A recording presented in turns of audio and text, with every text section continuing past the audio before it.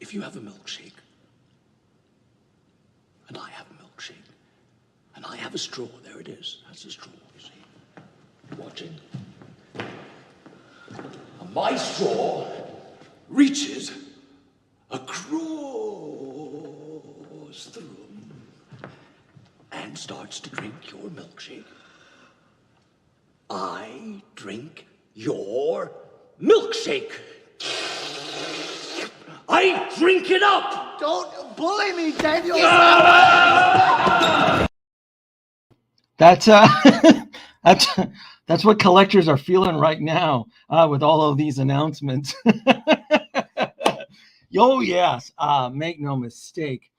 Hot Toys will extend its straw right into your wallet, and it will drink your milkshake. Hello, folks. Danoby2 here. And Saturday, third day of San Diego Comic-Con, and I had to come back. I had to come back to Vegas to work because life happens. I was only able to get 2 vacation days. I will say I got to experience Comic-Con for 3 days, Wednesday, Thursday, and Friday, the full day of Friday, with Friday end in the evening with the Spider-Man Museum. I had a blast. There was just so much to do. If I had the extra time to spend Saturday today, I absolutely would have camped out for Hall H.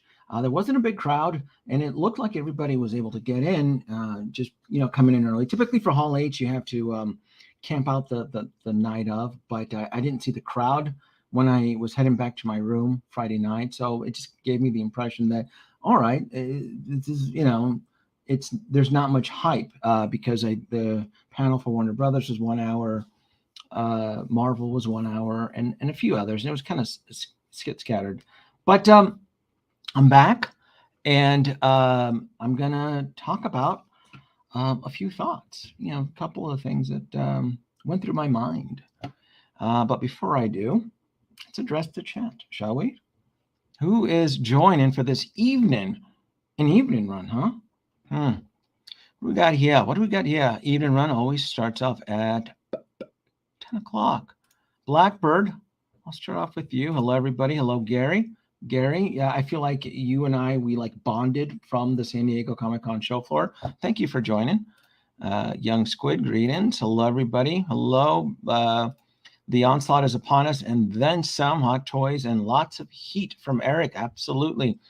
Evangelium beaming down from New York City. Thank you. Thank you. No need to check in for time. This is an evening run. It's the midnight runs where you would want to check in your location, where you're located on planet Earth, and the time zone.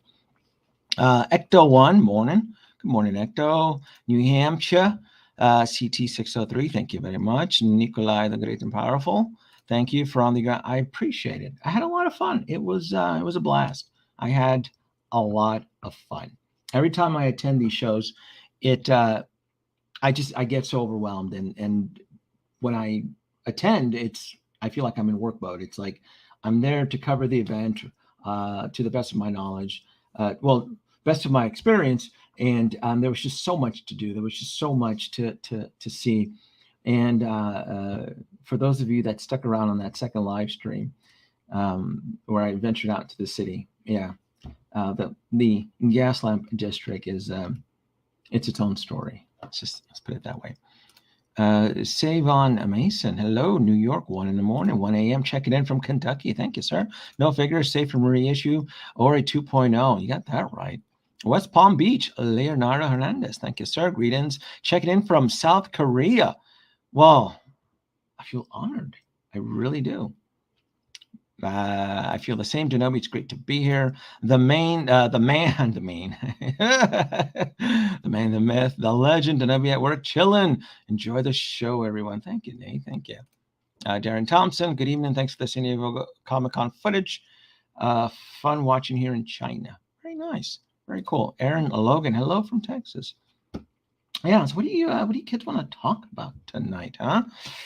You want to talk about the N1 Fighter? Do you want to talk about the Vulture? You want to talk about this? Huh? Look at that. So Hot Toys uploaded a bunch of photos from the San Diego Comic-Con showcase.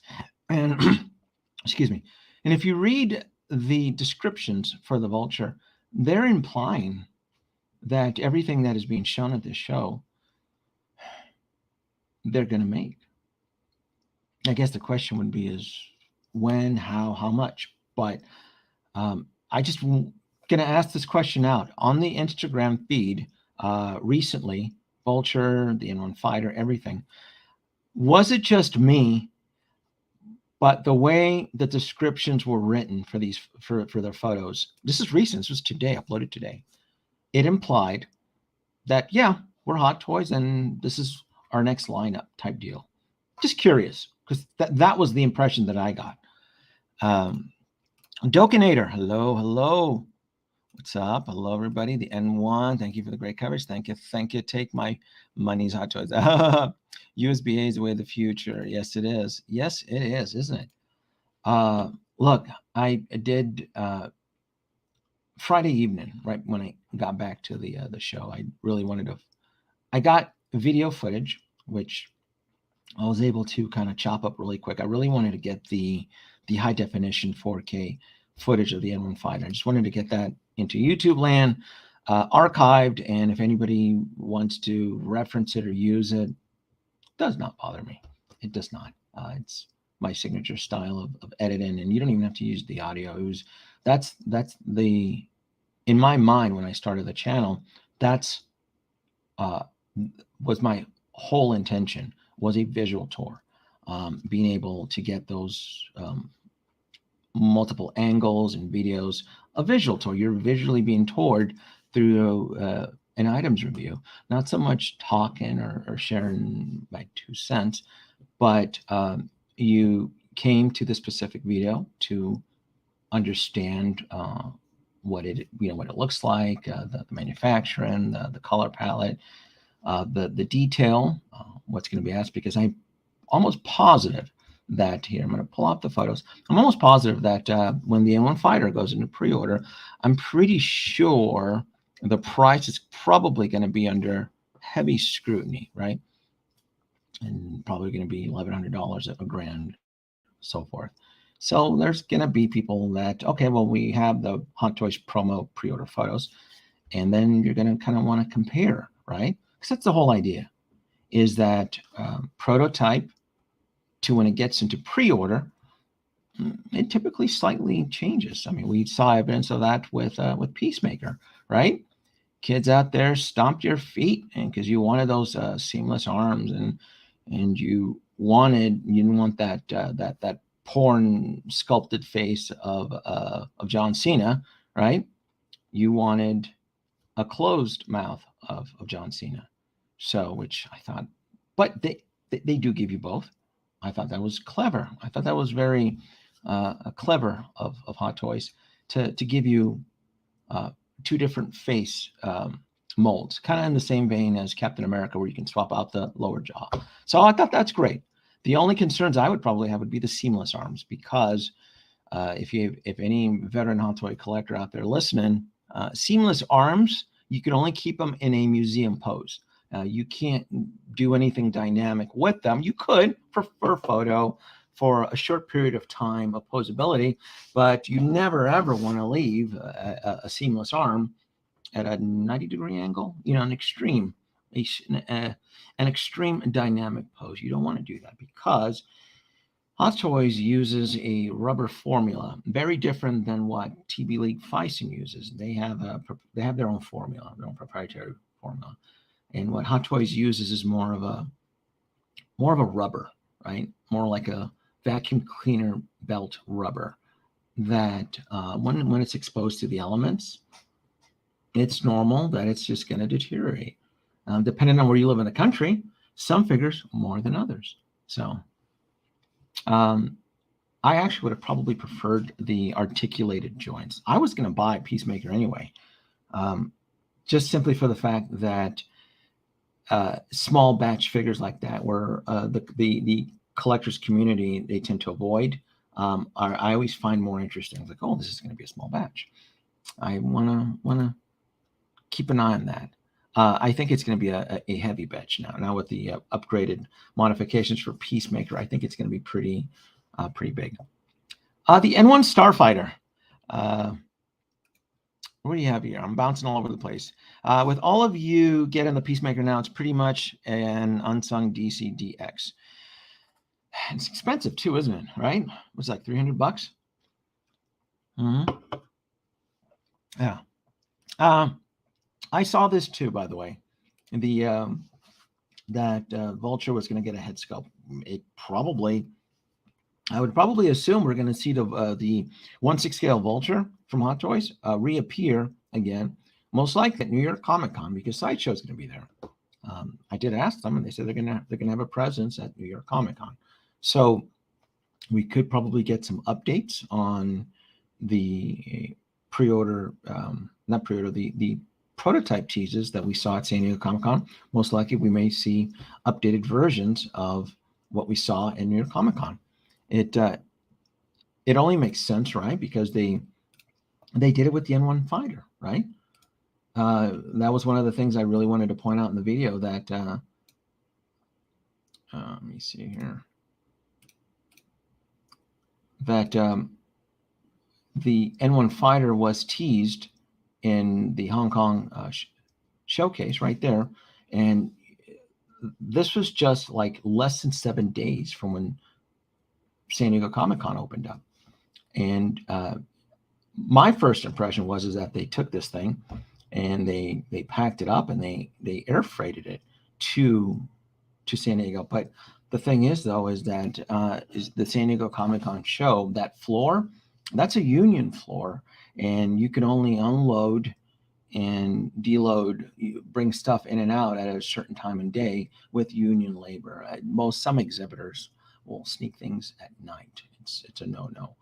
But the San Diego Comic Con show, for the most part, was fully loaded while this show was still going on.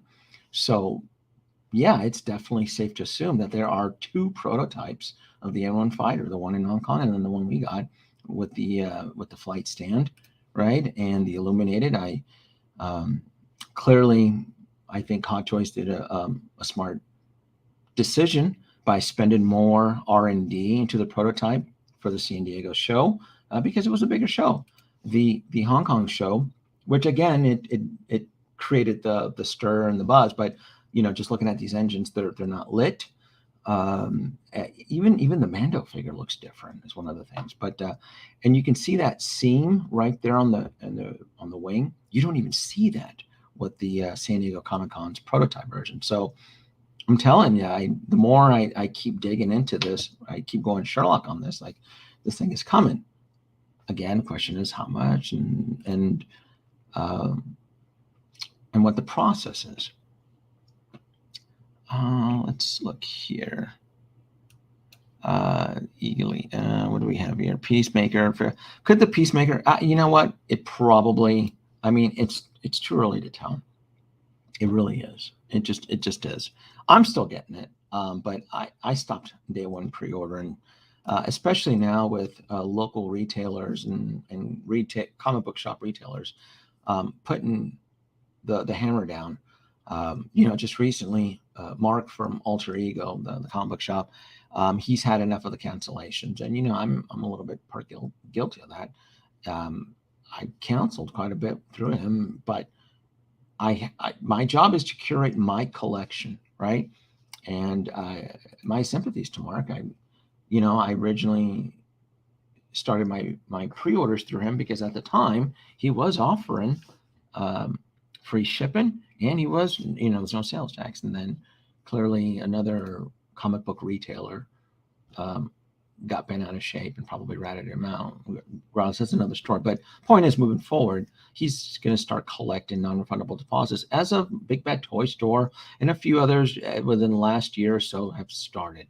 So now that most retailers, including Sideshow, have added all of these, have, I guess, patched the escape clauses or the loopholes.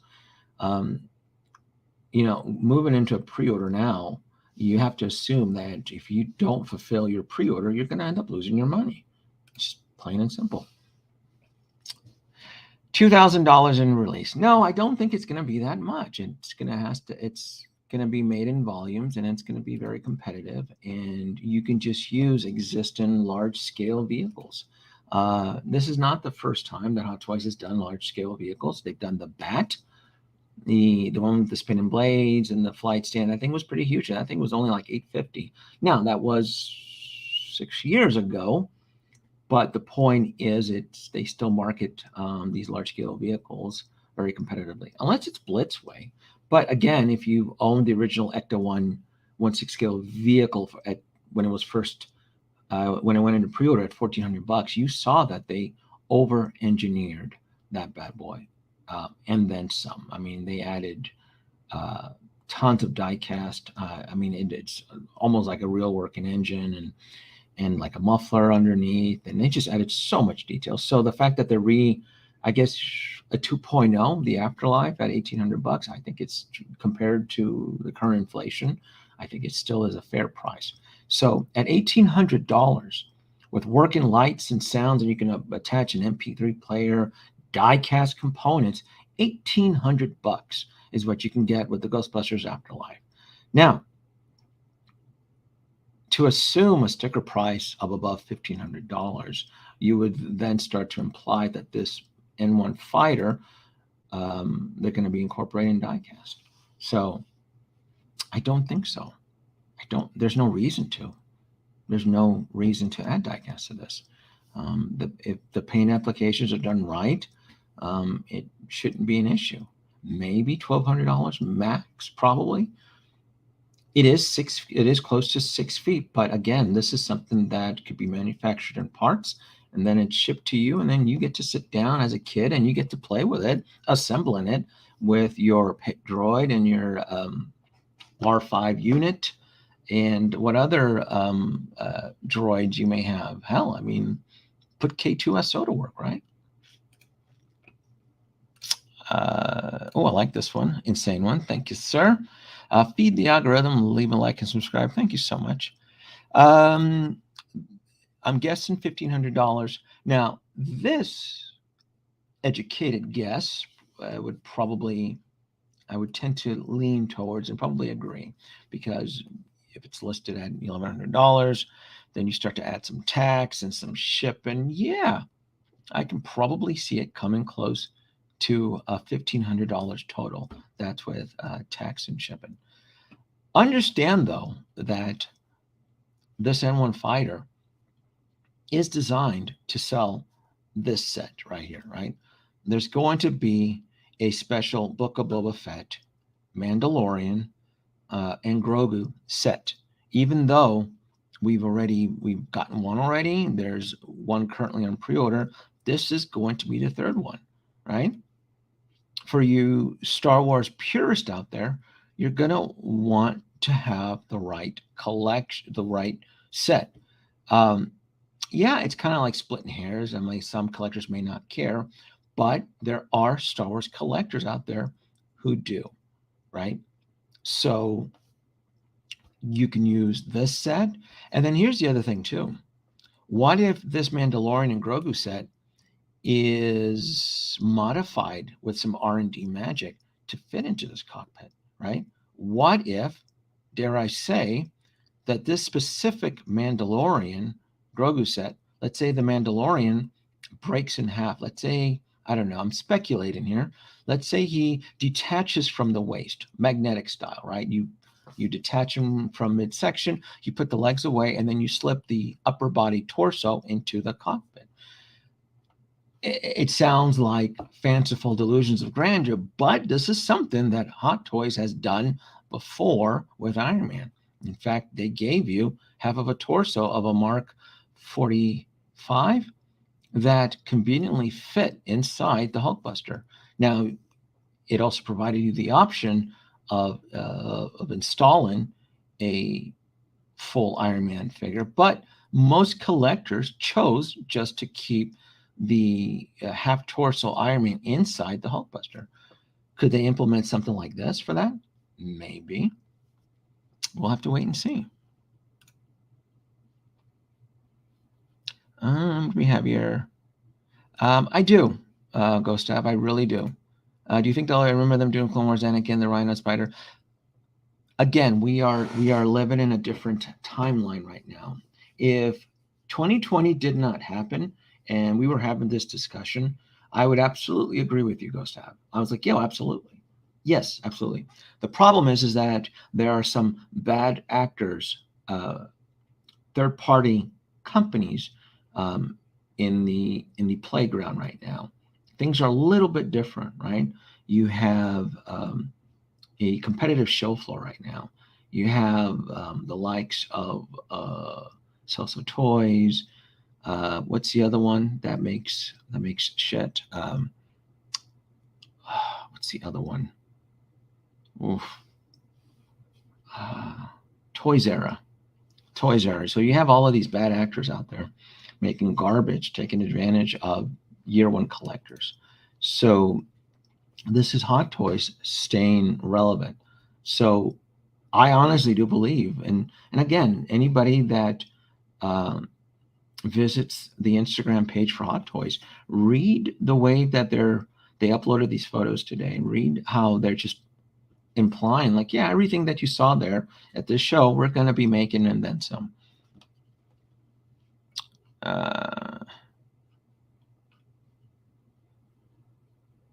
Let me see here. Danoby, can you compare the two prototypes? I think the paint apps are a little bit different, like the front top edge. Oh, yes. Most likely, yes. Let me see if I can find. Yes. But again, it also depends on the lighting. And the N1 fighter in Hong Kong, was it under glass? Was it reflecting light, right? So here, let me see if I can pull this up here. So let's get this here. Let's do a little bit of Sherlock here. So let's add this to stream. So this is the Summer Showcase. This is the official photo release from Hot Toys, right? Let's kind of zoom in on here. And I mean, if you spent enough time in this photo, you can see subtle differences and changes. First of all, right, the cockpit hatch right here is slid open, right? And the one in San Diego, it was closed. So what type of mechanics are being used with this specific one? Is it just something that, is it like on a track? Is it just something that just snaps and clicks and pulls apart? Or is it just a prototype that they haven't really figured out the logistics as to how this canopy works? But what we do know that in San Diego, right, the cockpit, it kind of looked like it was sealed. It looked like it was a sealed cockpit with Grogu inside there. Look at that. So does it look like it clips on the canopy? We know in the San Diego, in the Summer Showcase in Hong Kong, the canopy was left open. Look at the tail. Look at the shark's tail, the bent joint right in the middle, like it's sagging. You don't see. Oh, I'm sorry. I thought I had the. Okay, so look at the bent joint right there. The way the tail sags, it's not attached properly. And then when you get to the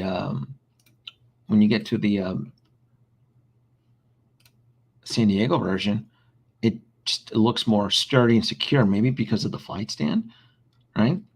And then of course the biggest giveaway is it's the illuminated lights, that illuminate through the shark skeletal structure. Right? I keep using shark because that's my remember Doug Chang talked about how he got inspiration from sea creatures and things like that. So I've always seen this more like as a hammerhead type shark.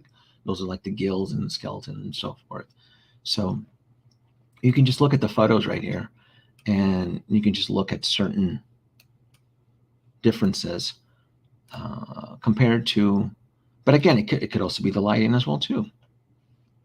The lighting was very different in San Diego. Certain figures that I'd seen in Celebration, I felt it could have looked a little bit different. But again, it's all about perspective, right? It's all about how you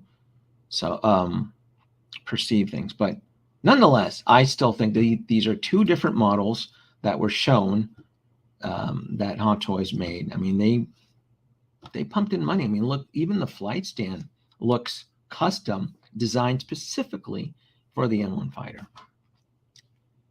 I really hope that, Andre, I really hope this sells well. Fingers crossed for an X-Wing next. Look, we'll test the waters. I'm gonna try.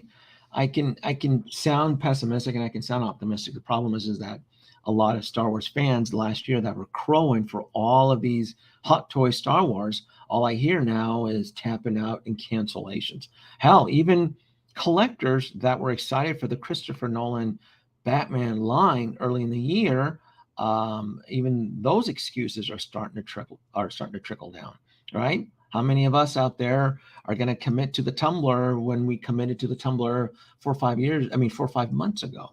The taste is constantly changing in this community. So this pre-order can go out and everybody can be clapping their hands, but yet when the minute those invoices are shipped out, it's clearly going to be a different story.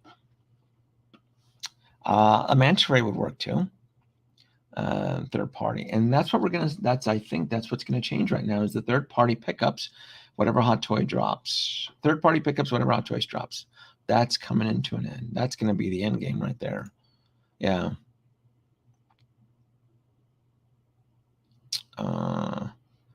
It never hurts. Not a problem. It always helps to kind of compare the situation, and then you look at the video, and I'm gonna pause it right there. So you see those yellow streaks there. If you look carefully enough, that's a sticker. I don't know if you can see it in the video. I saw it when I was editing. So I thought that was a paint application, but that yellow marking, and there's nothing wrong with it, but it looks like it's a water decal. Here we go. Hold on.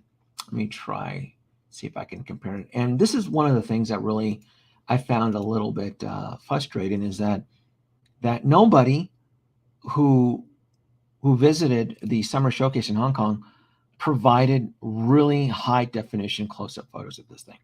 It seemed like it was just low resolution photos being shared on Facebook. And even though I think this is probably the most high resolution we're going to get, and this is provided by Hot Toys on their Facebook page, it just seemed that every time this photo of this specific prototype was being shared, it was just grainy, low-res photos.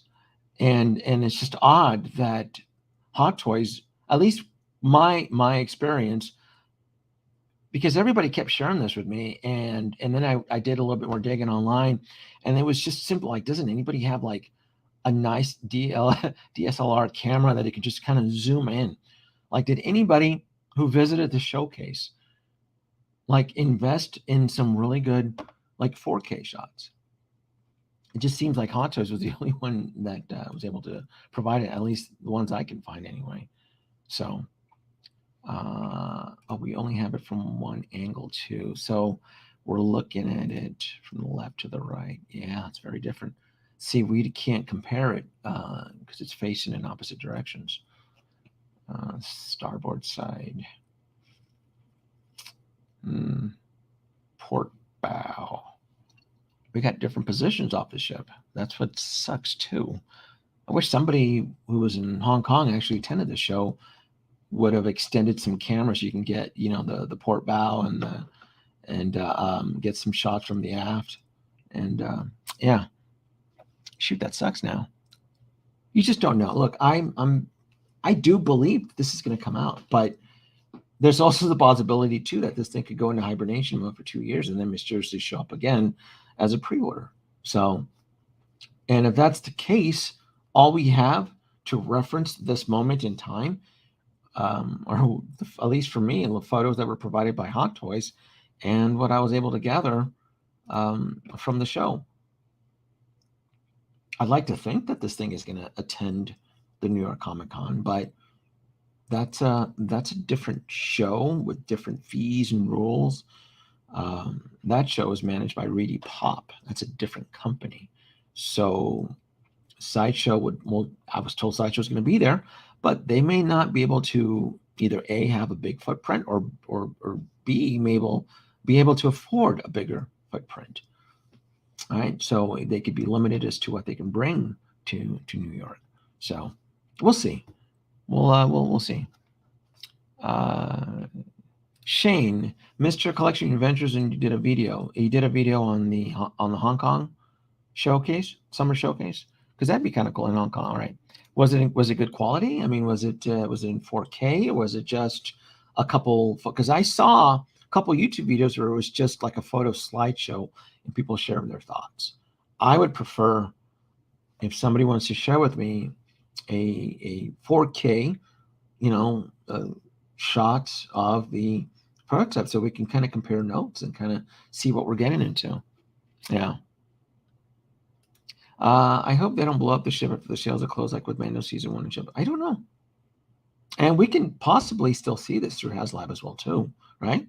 There's no reason why we couldn't assume we can't see this through as a HasLab, right? And that would have been a moneymaker. That's probably what they should have went with, right?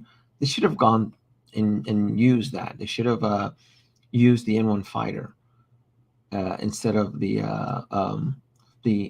Grand Inquisitor's lightsaber, right? But I mean, that's the whole idea of a HasLab, right? The whole idea of a HasLab is to ask the collector whether they want this or not. And if it doesn't get backed, it doesn't mean it's the end of the world.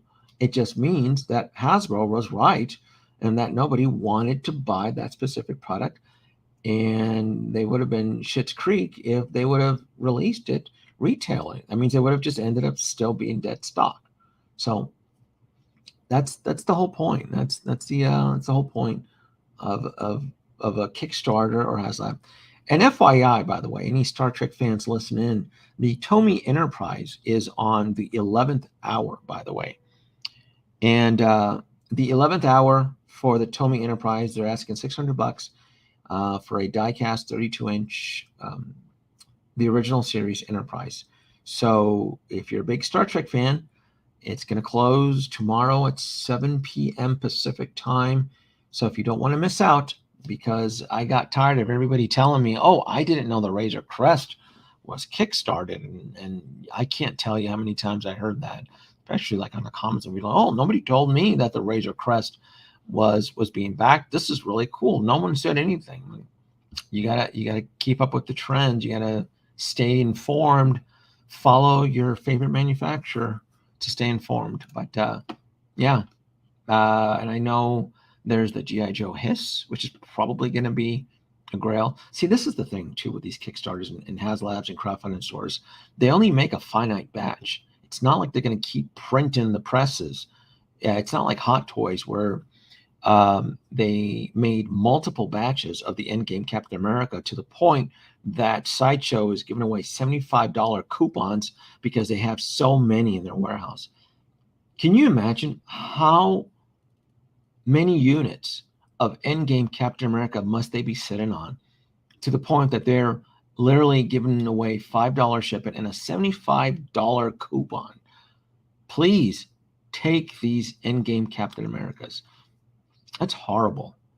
That's extremely horrible that it's gotten to that point. But that's the product of what happened in 2020, right? And all the stimulus money and everybody jumping in thinking that they can afford Hot Toys and staying in the game, and then realizing that when these invoices started coming in, the excuses started to show up. So yeah. Oh, thank you, Shane. I'll watch it after the stream. Thank you. I will definitely take a look at that. So I greatly appreciate it. Econ, the Star Wars Black Series teams need to take notes on the G.I. Joe HasLab. The extra incentive stretch goals brings in a lot of backers. Also, we all want. No. I thought the Star Wars HasLab for the Grand Inquisitor lightsaber served its purpose, right? You have to understand, just because a HasLab or a crowdfunding source doesn't get funded doesn't mean that they weren't listening to the customers.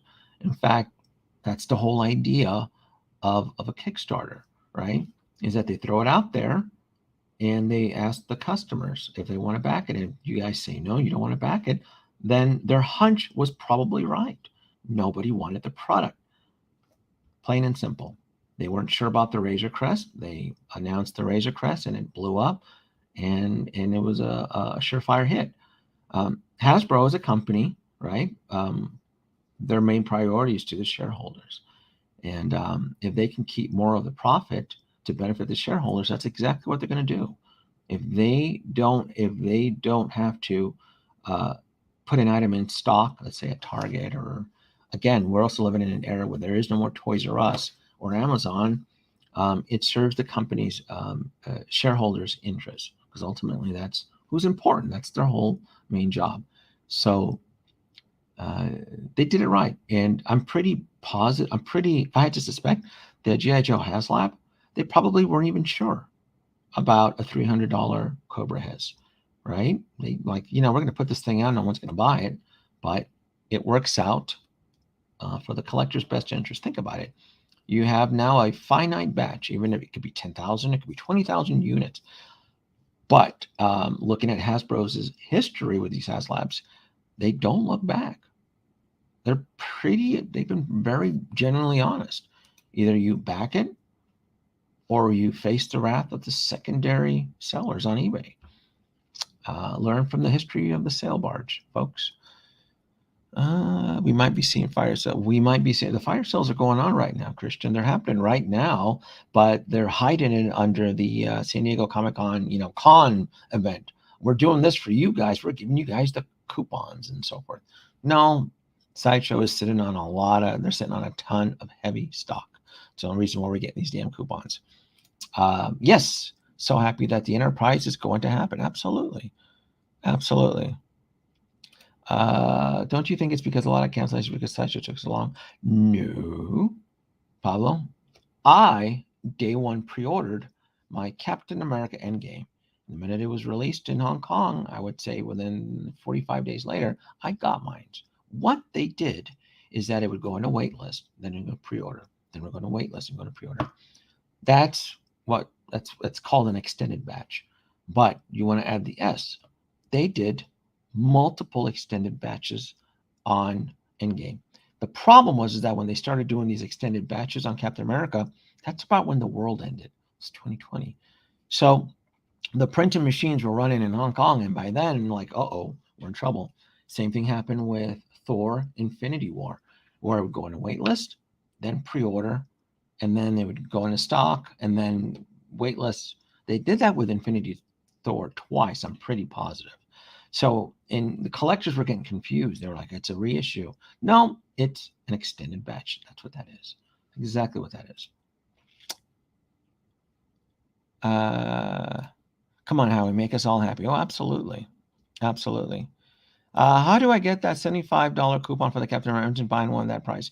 If you signed up for Sideshow's Comic-Con event, you would get the emails sent to you, because that email was sent today. It's in my box, and a friend of mine even shared it with me. So it's a $75 coupon, $75 off, and a $5 shipping. That's bonkers. Simply bonkers. Yeah, that was a huge success. It was a win, right? Think about it, 28,000 units, and they had to put that on Target shelves and split the profits with Target, right? No, that doesn't make the shareholders happy. Again, it's all about the shareholders.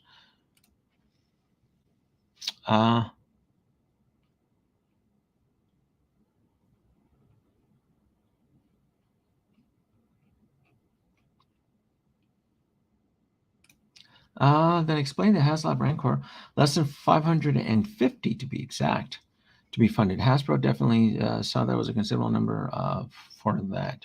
Yes. So if any of you watched my live stream with Tomy Enterprise, right? Tomy is the leader in diecast.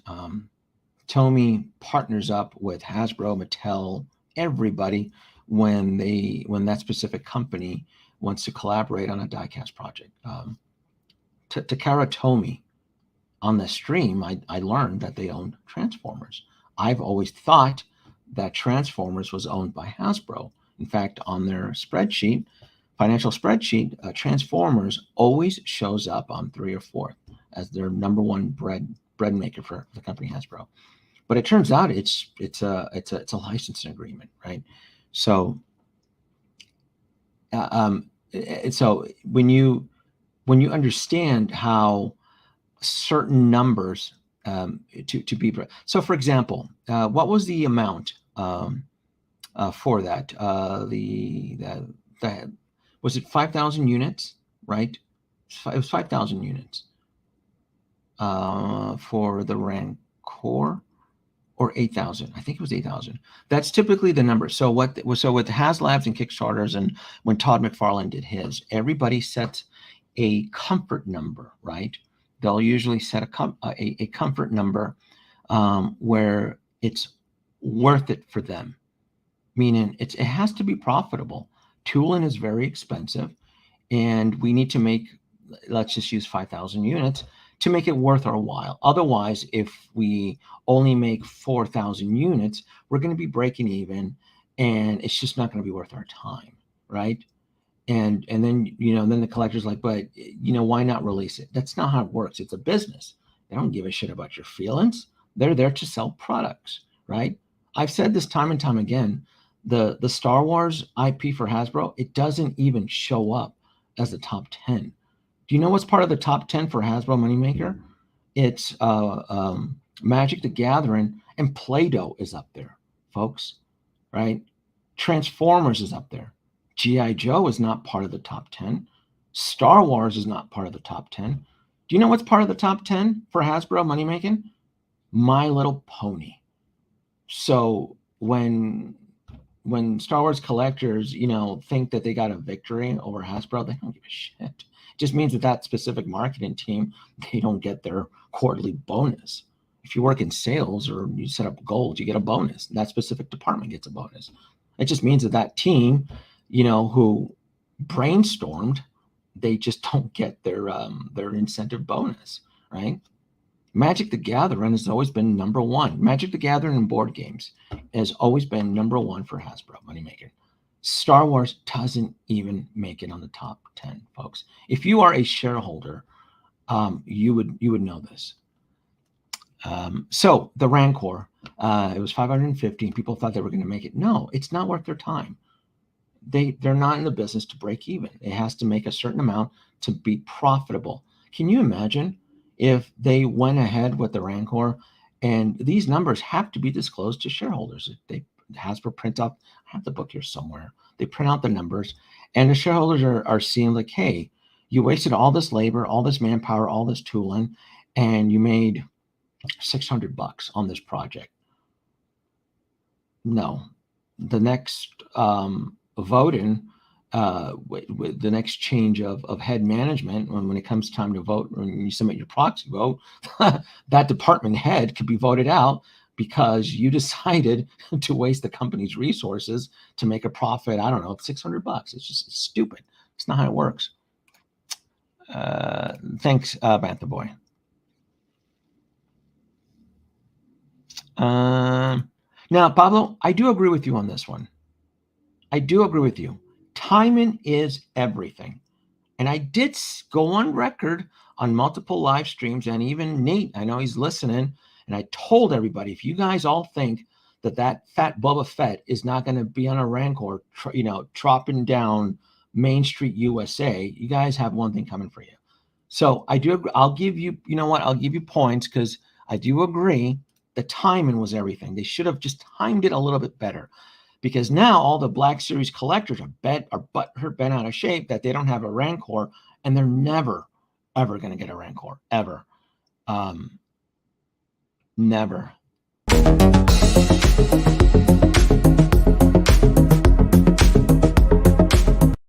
So timing is everything. Now, playing devil's advocate, the Hasbro marketing team did go on record in one of their live streams, Hasbro Pulse live stream, and they did say they were not aware that the Razor Crest was going to blow up, and they were shitting bricks.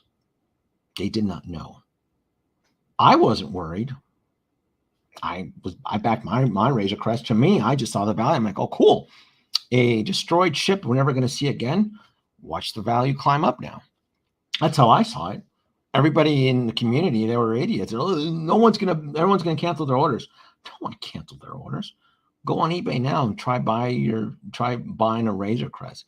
Hell, Adam Savage is every few months is tweaking on it and doing some sort of modification or something. So thanks, Nate. $75. There you go. That's the coupon right there to get the $75 for the endgame cap. What do we got here? My cap never shipped. I canceled it back. Got it dirt cheap today. Vision's next bargain. Good for you. What do you think of the fact that no new sculpts are shown for Hot Toys? I have no idea what you're talking about, Brandon. There was a ton of brand new sculpts. You clearly were not part of my live stream. Cancellations are not why we had fire sales Hot Toys. Fire sales Hot Toys and greeting. Cancellations, I disagree with you, Christian, were part of the problem. Yes, they did make a crap load, but collectors did get overwhelmed. And if you listen to a bunch of YouTube influencers that discuss Hot Toys, a lot of them are genuinely honest, and they'll tell you they did heavy cancellations. I just said earlier in my live stream, I had to cancel several orders through Alter Ego. Not because I couldn't afford it, but because I knew I can save and get a better discount down the road. So there's that where collectors, A, didn't have the money, and then B, they saw the writing on the walls. Why should I pay full price if I know this stuff is going to get discounted? So most veteran collectors kind of picked that up. They just kind of knew, like, look, I'm not going to pay $410 for Mysterio Iron Man if I know a Hong Kong retailer is going to have it at a discounted price. That's not doing a good job curating your collection, right? Everybody has their own collection, whether you collect Marvel Legends, Black Series, Hot Toys, statues. Your job as a collector is to curate your collection to the best of your ability. If it means getting the best deal, if it means waiting and so forth, that's the whole idea, is being able to manage and enjoy your collection. That way you can, nobody wants to pay full price at $400 on something, and then 3 months later, it's being bargain binned. Cough, cough. 2-pack Boba Fett, I'm talking about you. I wanted the Hasbro Unicron, but Hasbro didn't give a big European crowdfunding release. That thing goes over $2,000 on eBay now. Yeah, I only backed one Unicron, and when it was brought to my door, it was sold in less than 24 hours for $1,500. I'm not a Transformers fan. I'm a Grail chaser. I know when I see a Grail. And that was probably the quickest and I only backed one Unicron too. That was my biggest mistake too, because I'm not educated in Transformers. I didn't think there was a big demand. Unicron had a small batch of 12,000 units. Holy shit. I call that wrong. Unicron, I'm telling you, UPS brought it to my door. I took a photo of the box, and within 4 hours, it sold for $1,500. Yeah. Me too. Loving the light up features. Oh, there you go. There you go. Thank you. Not a problem. Gotta run. Take care. Comment, like, subscribe. Thank you. May the weapons be with you. Absolutely. Thank you.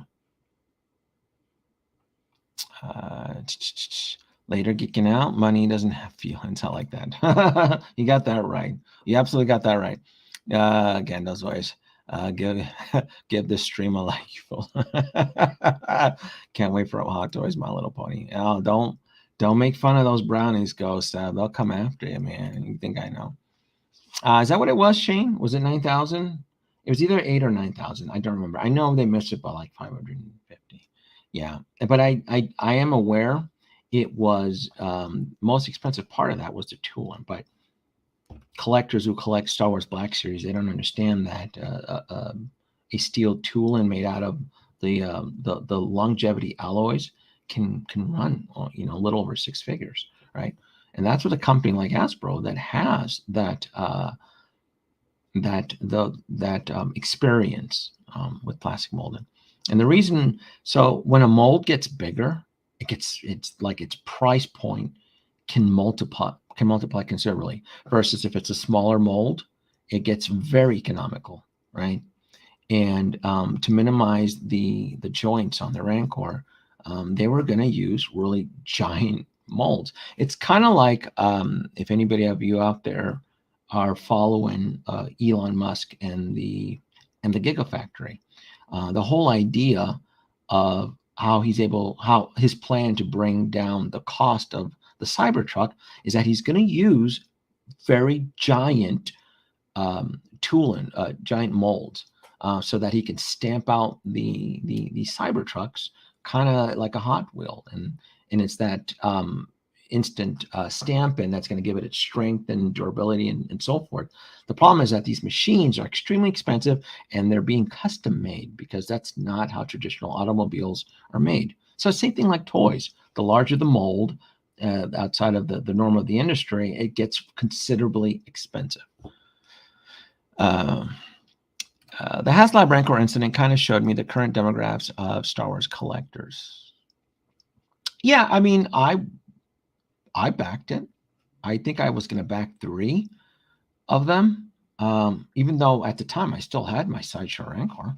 But again, I mean, I like chasing grails, and I saw the potential of it, of having a Black Series Rancor, where if you were creative enough, you could have added some war paint to it, and you could have customized your Rancor into, say, a Star Wars Unleashed version from the video game, because the Rancors in those video games had war paint, and some of them were like blue and purple and so forth. So I tend to think outside the box, right?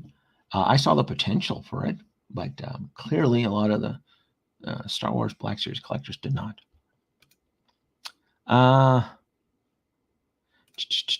Yes. Now that the original series Enterprise is being made by Tomy, let's hope they do a refit like they said they would. I'm pretty positive it is. I'm hint. It's going to be the refit. It's not going to be the Enterprise A. It's going to be the refit. Pretty positive. For those of you who are looking for $75 off the Captain Endgame off of Sideshow, $5 ship and $75. That's the code for Cap. Yeah. At Danoby, do you think Tomy's going to make any money? What are you talking about? It's almost approaching 3,000 units already. They lowered it down to create FOMO, right? Now that the Star Trek community knows that the TOS Enterprise is going to be made, we're in the 11th hour. It's approaching almost 3,000 units. They lowered, so it was originally at 2,500. They brought it down for 2, knowing that they were going to lose money, because they made it very clear on the live stream, to make it worth their while, for it to be profitable, it has to do 2,500 units and above. It's at 26 before I started my live stream. I did you can count it. You go on their website, you can count it. It's like 26 in climbing, 26 and change. So they've already hit the profitable threshold already. And then because we're in the 11th hour, and because most Star Trek collectors now know, holy shit, I need to back this for $600, because if I don't back this thing at $600, they then face the wrath of the secondary market, which is brutal. So then you ask yourself, what do you think the TOS Enterprise 32-inch thing is going to retail for? Any experienced veteran collector knows what the Razor Crests are going for, what the Unicron is going for, what the Cobra Hiss is going to go for. Because the thing with the Cobra Hiss is that that is a Cobra vehicle. That is a standard issue military tank. And if you are building your Cobra fleet, you're not just going to have one Cobra Hiss, right? It's going to seem like a budget army, right? You're going to want several Cobra Hisses, lined up, like a battalion style, in the same sense like the Sentinel, right?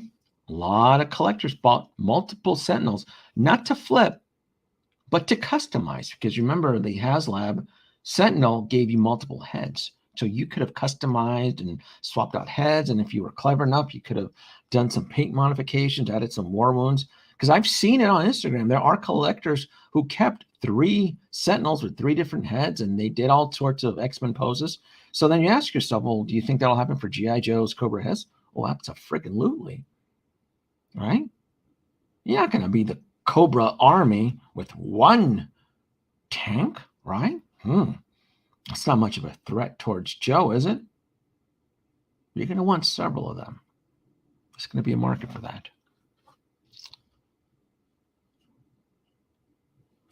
I heard Danoby's voice in my head the moment I saw the rank European Boba Fett. Eric knows. I said it. Eric follows me. He knows exactly. I said, you guys are all going to regret not backing this Rancor. I go, if you guys think, this is before the show ended, if you guys think that this fat fool Boba Fett isn't going to troll around Main Street USA down Tatooine on its back, you guys are all idiots. I called it. I said it on multiple live streams. Luis Lisbeth, what's up, everybody? Thank you. Thank you. What is this? What's Carlos? I keep hearing from other content creators that Hot Toys does care about their brand or value. Of course they do. I don't understand why somebody would suspect that they wouldn't. And you can look at their actions in the last 6 months, right? The resurrection from the dead, the vulture, right? The implications on Hot Toys' Facebook and social media. They just read the description. Everything that was shown at this showcase is going to be moving forward. That was my interpretation from Hot Toys. If they don't, we would be calling them a liar, though, wouldn't we? Has Hot Toys ever lied to the audience? Let's think about that, right? I'm not talking about they showed a prototype doesn't make it. That's not a lie. That's a prototype. That's them showing what we can do. That's not them lying to us if we then speculate and carry that out to them. But on their social media, on Instagram, in their own words, or their social media manager, they're implied that everything you saw at that show is going to be moving forward. Is a pre-order going to show up next week, next year? Who knows? But at this point, as a veteran Hot Toys collector, I've been doing this for a little over 10 years now.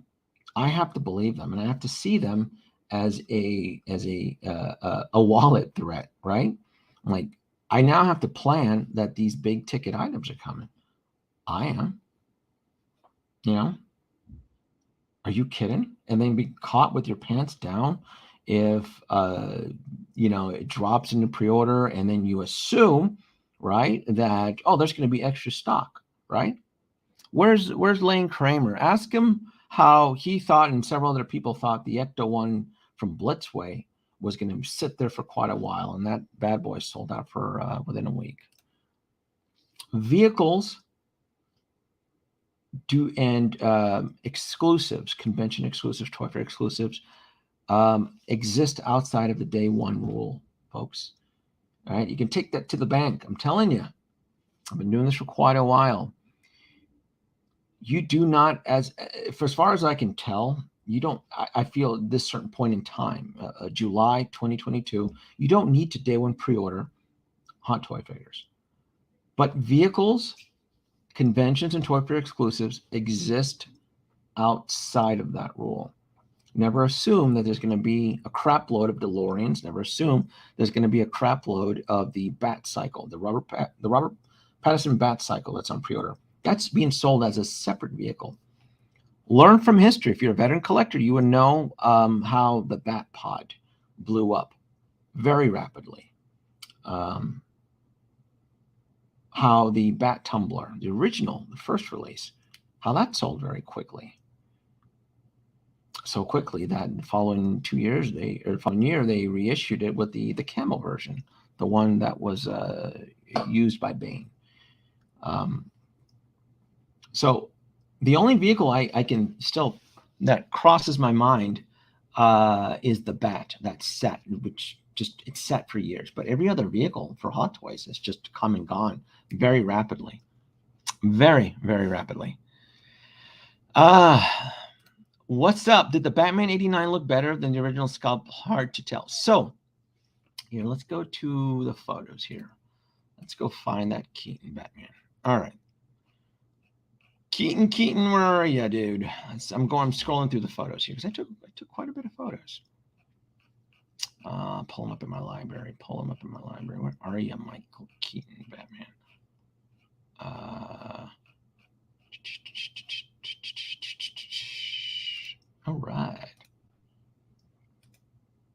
All right. Keaton Batman, 1989. We're going to be calling this the 2.0.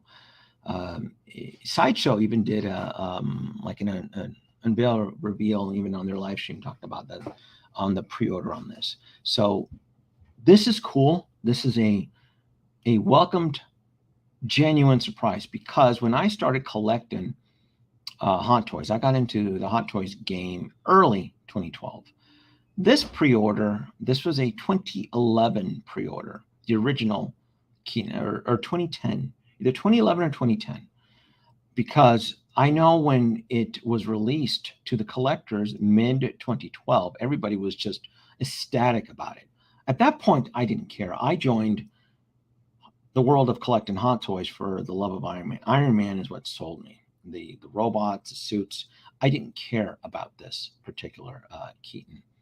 It didn't, to me, it just seemed dated, but I knew at the time the Batman fans were ecstatic about this thing. And they were just blown away by it and so forth. So it's been, from the original pre-order, it's been more than 10 years. So if the Christian Bale, Christopher Nolan Batman line can get a 2.0, if there's one specific one that could benefit from a 2.0, it's clearly the Michael Keaton Batman. Simply just from the, I'm hoping the cape gets improved. I'm hoping the formula for the rubber suit gets improved, because I am very well aware by 2015 and 2016 all of the issues that the Keaton Batman suffered, and some collectors panicked and ended up just selling him, right? The pleather peeling from the cape, right? The if you went dynamic pose on his rubber body, it would just start to fade and crack. Now, again, it depends on where in the country you live. If you're in high humidity, sun, if you stored your Michael Keaton Batman, the original one now, in storage that wasn't climate controlled, I just know, because I was there, that the original Michael Keaton Batman has been and still is aging poorly. Now, I'm probably going to get comments like, well, my Batman Keaton. Well, yeah, if you kept yours in a museum posed and in a well-ventilated climate area. I just know with my pleather Hot Toy figures and rubber, they're phenomenally perfect. Living out here in the dry weather, right? My figures are in suspended animation, right? There is a reason why Tucson, Arizona has the world's largest boneyard for aviation, for old and retired planes. It is because of the dry climate preserves everything. It's less likely for these vintage planes to develop rust. Things just, there's videos on it where like, yeah, this plane was brought here in 1974 and it looks exact same day it was brought in. It's because there's no humidity. When you unbox a Hot Toys and you look at the Hot Toys instructions, it tells you, keep figures away from high humidity. So if there's ever a figure that could benefit from a 2.0, it's definitely the Michael Keaton Batman, because I was there, Gandalf. I remember people were panicking about that, as where I was already expressing my concerns with the seamless arms. I remember when they first introduced those seamless arms with Thor, the Dark World, those rubber elbows were starting to crack, because at the time, those collectors, including me, we were not educated. Like, oh, you mean we can't leave Thor in a dynamic 90-degree angle pose on the arm? Oh, I panicked. I said, F that. I sold my Thor Dark World with the sleeveless arms. I'm like, I'm not dealing with this. At that time, I was on a strict fixed income, and I didn't want to get stuck with a damaged figure, because a damaged figure, if you ever decide to trade it or sell it, you're shit out of luck. So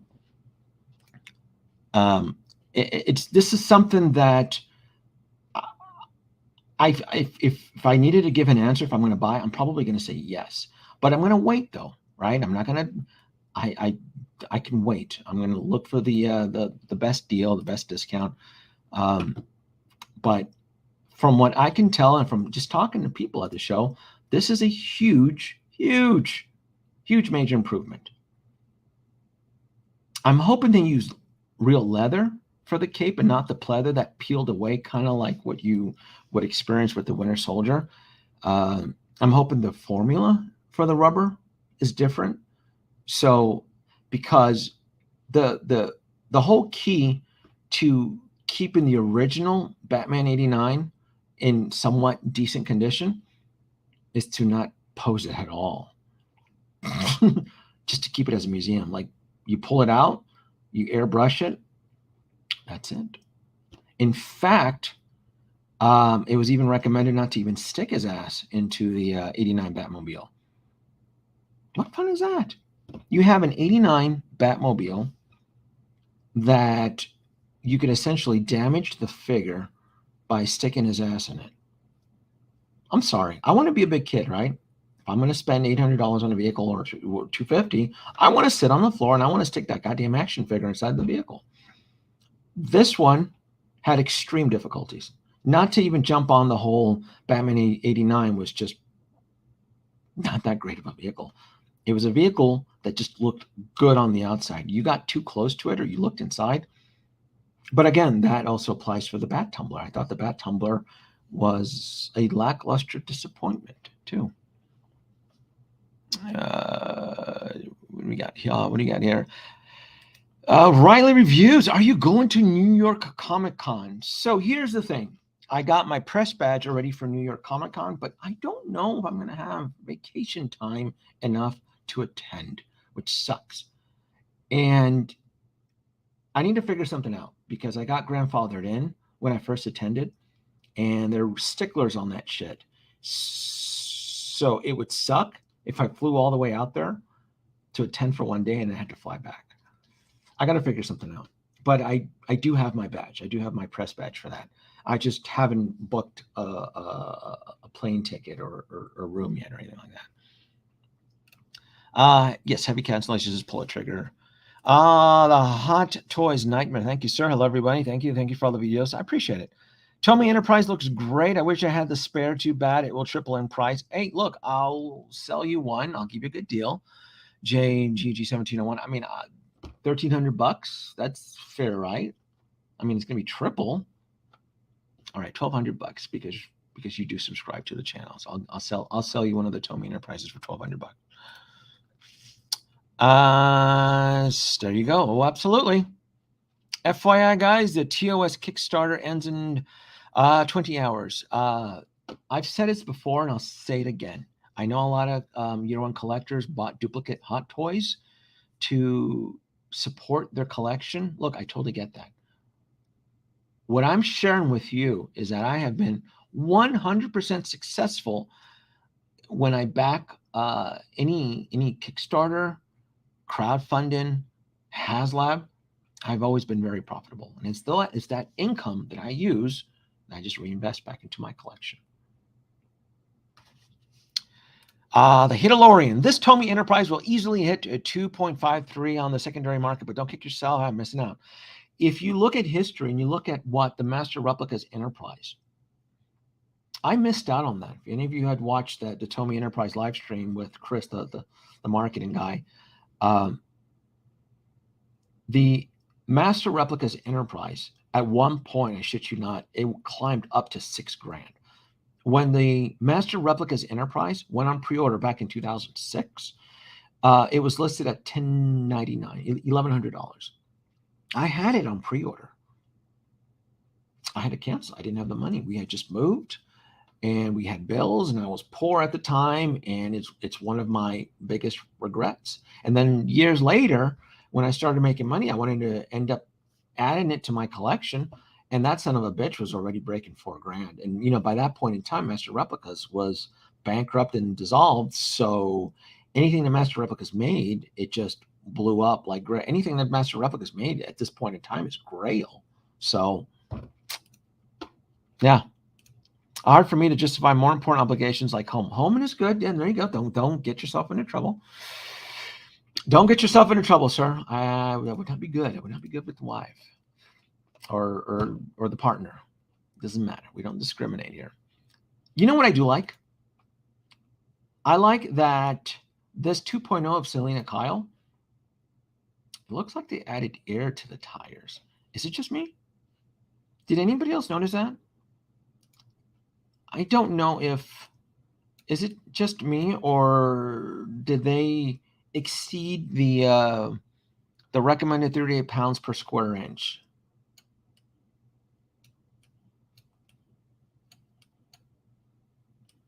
I'm just saying. I'm just saying. Those tires look just a tad bit overinflated, but I'm not complaining. You know, nothing wrong with that. There you go. Thank you, Absolute Aaron. Amazing coverage of San Diego Comic-Con. Thanks for getting crispy footage of the N1 and other figures. Really appreciate it. Absolutely. Thank you so much. What were the figures and statues floored you in person? Other than this 2.0 Selena Kyle and this, I'm telling you, man, I had the original Selena Kyle and I sold her.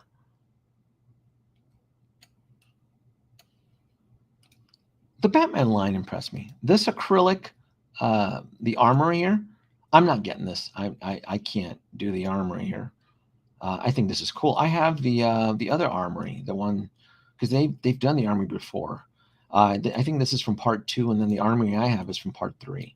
So I mean, this is cool. I'm Christian Bale, regular. I think is very, very neat.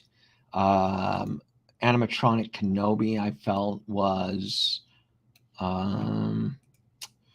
gonna need some work. It's gonna need some work. The tumbler or the quarter pounder Boba Fett. I would avoid both for now until they go into heavy discount mode. Yeah. Gary, what are you asking? I definitely see where you're coming from on the Tony Enterprise. I asked the question because the original backers needed was 5,000, but they meant best case scenario. Well, they thought they had a home run, and Chris, the Tomy rep, even confessed that they erred in judgment. I told him, I go, look, you know, you can print money with Star Trek if you make the right ship. And I told him on that stream, if you guys would have went with the Enterprise D or the Enterprise Refit or even the Enterprise A, absolutely, you could have gotten the 5,000 units and up. But you went with the original series Enterprise. And that generation is aging out. They're either getting old, they're on Social Security, or they're dead, right? Now, there are younger generations that have appreciated the original series Enterprise, like I do, right? Like the episode of Deep Space Nine, the Trouble with Tribbles and Tribulation, where the Defiant goes back in time and they interact with Kirk on the original Enterprise, right? Like I love that. Like that's how that was brought into me in the 90s, right? Because at the point when I started going heavy into Star Trek in the 90s, I didn't care for the original series, but I loved and cherished Kirk and the gang with the cinematic adventures, right? Motion picture, Wrath of Khan, Undiscovered Country. So they were very, like I said, Tomy and the marketing team, they were honest. Like, yeah, we really thought we would have a home run. And again, it's the right ship. Hell, even the Defiant would have probably broken 5,000 units like that, right? My personal ship would have been the Voyager, but they conducted a poll and they said even Voyager didn't show up at the top 10. I'm like, really? Oh, I like Janeway. Janeway doesn't get enough love. But the Enterprise refit, oh god, yeah, they could have printed money with that.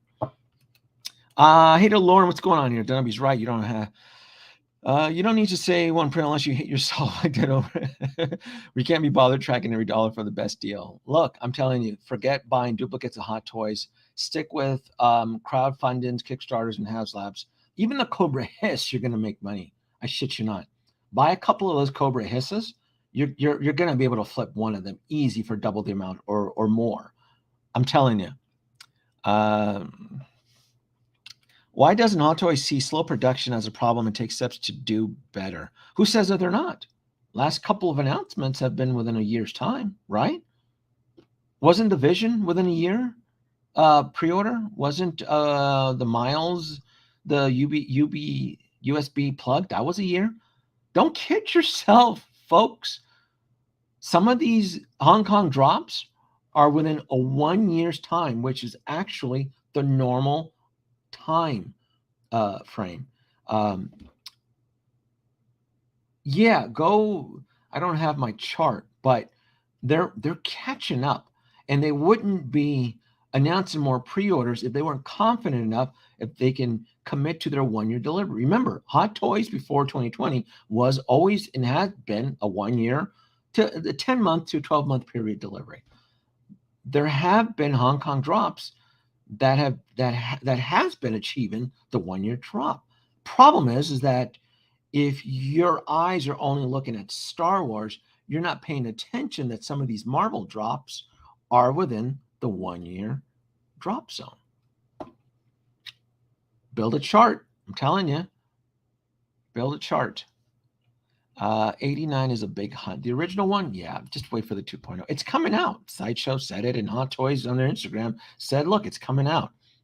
The pre-order may be delayed because of the whole situation with Flashpoint and all that drama, but it's coming out. What did you think of the EXO figures at Sideshow booth? I thought they were okay. You know, I didn't care for the Discovery lot, but I thought they were fine. You know, I took a lot of photos. I didn't take any photos of the EXO-6 line. Kind of looks the same, to be honest. The only way this can be a 2.0 is updated the body and suit. It'll pose better. Hey, DeLorean, did you know that the Batman 89 is slightly taller than the first version? Ew. Yeah, you see, Hot Toys has this habit that when they do a 2.0, the 2.0 is slightly taller. They've been doing this for quite a while. You're going to want the 2.0. Yeah. Yeah. In fact, Captain America 2012, the new one, is greatly taller than the original one. In fact, all the 2.0 Iron Mans have been taller. Hot Toys has this nasty little habit of making the 2.0s a lot taller. The Batman 89 will be slightly taller to distinguish itself from its poor cousin. That is the Hot Toys way.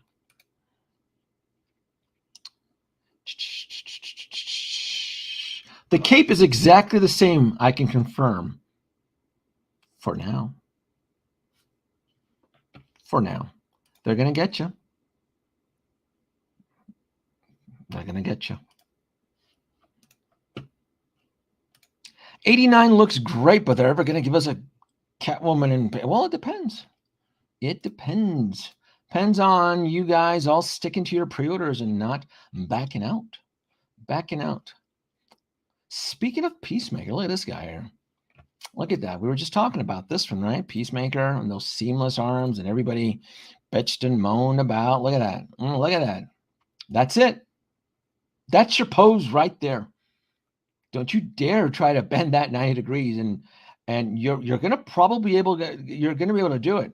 The problem is that if you're like an old fart like me, you're going to forget. You're going to wake up in the morning and that elbow's going to be fucking cracked. Oh yeah, you go ahead. You go ahead.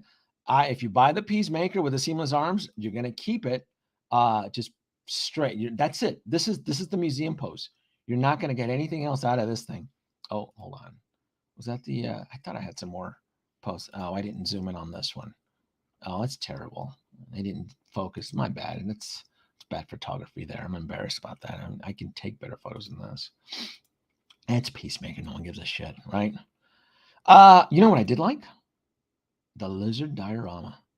I dig this. I like this. This is pretty cool. This is very, very cool. I do like the diorama for the lizard. The whole flashiness of it. I thought this was really neat. I can't wait for that to go into pre-order. In fact, the whole Spider-Man line, what was being shown was seemed pretty fun. You got like the Tobey Maguire and then the Andrew Garfield. Took a close-up shot of this. I just wanted to see what it looked like. Look, I canceled this one, but it doesn't mean I'm not going to get him if he hits the bargain bin. I just at $400. I mean, that's a big fat pill to swallow. It really is. I mean, and this is the final release, by the way. This is the this isn't the prototype. This was the final production, which I think it looks great. I really do. Yeah, I'm just looking at the detail on this thing. It's fantastic. Yeah, but again, at $400, Jesus. Both the figure and the computer is a must-buy for me. Thing is, I feel I won't be coming even with the flash hype. I don't know. Never say never. Keep your figures out of the sun. That's more important than humidity in my experience. True. True. Oh, I was there. Absolutely. Absolutely. I was there, Gandalf. Absolutely. Absolutely. Let me catch up. There's a Batman he can scratch with it. Absolutely. I want my 10 points for the Q movie. All right. Sideshow has a preview of the Mandalorian Grogu set now, and they're using the cockpit show on their site. Oh, very nice. Very nice. What do you think the Enterprise will go for on the secondary market? First of all, Carlos, thank you so much for the super chat. I'm going to swing by here. Because it's going to be a small batch. This is probably going to hit 3,000 units. And because the original Enterprise is going to be timeless, and because I got to know Chris, the engineer, very personal. This is his Holland Opus. This is his, if he was to die, you know, if he was to, this thing was complete and he was die, like he would feel his life was complete. The amount of love and attention to detail. This guy is a hard tracker. Getting to know him behind the scenes. This thing is going to be a masterpiece. So probably when it drops, it's probably going to average around $1,500. Can it climb to $2,000 to $3,000? Oh, absolutely. I think it'll climb to $2,000 to $3,000 very rapidly, considering that they've made it no secret that this is part of a line. They're going to be making a series of ships within this specific line. And if you're a collector, you're going to want every ship in that line. And every ship in the line works as a set to maintain its value. So I would say when it drops, probably $1,500, maybe even, it just depends, $1,500. And then when the batch starts to dwindle on eBay, then it climbs up. That's why you get Unicron. At one point, I saw Unicron selling for like $3,000, like $2,800 plus shipping. It's because Unicron only had 12,000 units, and Transformers is king. It's like a religion, right? So there are a lot of people right now pulling out money out of the Razor Crest, and it's because they know it's a quick, fast cash. But once those numbers settle in, I can absolutely even see the Razor Crest breaking $1,000. It's the market. It's supply and demand. So this one right here, I would probably say, I don't think you'll be able to get $2,000, but I mean, I could be wrong. I didn't think I'd get $1,500 the day Unicron dropped, but I did, right? How much was Unicron? Was it like $600? Yeah. I think Unicron was only $600. It was like $1,500, and they even paid for shipping too. So I wasn't even offering free shipping when I sold Unicron. So again, it's a finite number of units being made, and because Star Trek is somewhat of a timeless IP, it's probably better than a U.S. savings bond. It's probably better than your standard issue savings account. Wishful thinking, Danoby, that's pleather. It's fine as hey, sure is. All right. There you go. I'm going to fast forward here. Yeah. On the high end, once it shrinks, once the batches shrink, yes, absolutely, I can see this. Especially when they announce the next ship in the line and it starts to gain momentum. So yes, I don't know about right away at the 2.5, maybe close to 2, but as it ages, absolutely, it can definitely achieve that because the Master Replicas Enterprise, which is 33 inches, this one is 32.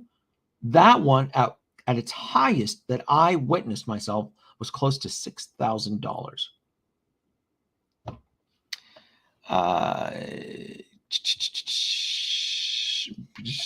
Don Prime, you better come to New York. Hey, Don, come on now. You and Local Lou are the best hosts. So I'm going to do my darnest to attend. I really, really am. It just depends. Like I said, just depends on the vacation. Party like it's 19. Pound for Keaton looks exactly the previous version. How will they make the articulation better? I don't know. I don't know. I know the head sculpt is different, right? It's not the same head sculpt. It's already been discussed. It's not. I mean, the paint application, the cape that would peel away, that started to peel after 5 years of ownership. Yeah, it's a prototype. We don't know if they're going to use real leather. We just don't know. It's going to be taller. Any veteran Hot Toys collectors know any of these damn 2.0s that Hot Toys has been issuing out has been taller. From the clothed figures to Harvey Two-Face was taller than the original one. Every 2.0 has been slightly bigger. The die-cast Iron Man line, bigger. The Marvel Cap is bigger. I'm sure that Loki 2012, it's going to be taller. And when I mean bigger, I mean height-wise. It's taller. So this Keaton is going to be taller than the original. Now, if you want to be a stick in the mud and like, I'm a purist, I want to keep it, then that's fine. More power to you. If you want to keep the old deteriorating, old formula, whatever plastic bodies they were using, with lead paint back in the day, I don't know. But Hot Toys figures, after a decade, folks, they age poorly. This is why I don't understand why some of these collectors are paying a mint for those old ass alien colonial figures that are deteriorating. They look like shit. Past 2010, it's garbage. They start to fall apart. What do we got here? I think I may have to back a second HasLab. His tank is going to be quite well in secondary market. Oh yeah, it's Cobra, man. It's Cobra, and it's a 6-inch. It's made for the 6-inch figure. So yeah. Yeah, looks a bit inflated. Proc loves the dice. Is you watching? I don't mind. You have people saying he's too big. Mr. Five, people saying he's too big. It doesn't buy.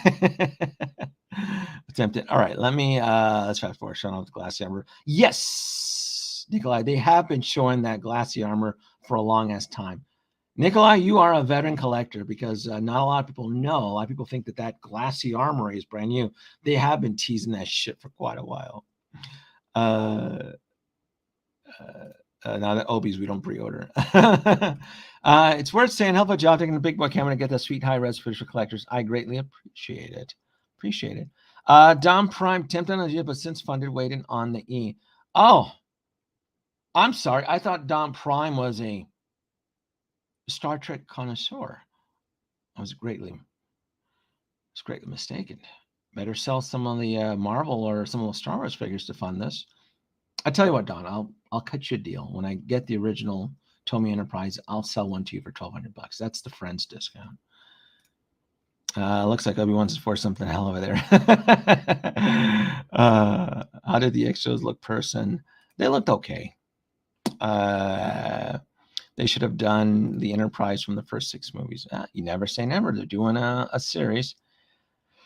I do, yes. Do you have the Eagle Moss Enterprise? I do. All right. I'm going to fast forward here. What's up? PJ, what's going on? There you go. Taking a break. You guys saw PJ on the stream on the show floor.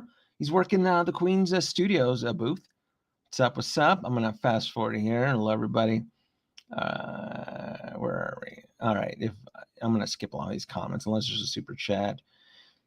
No super chat, and I'm scrolling down. Hey, DeLorean. There you go. 129.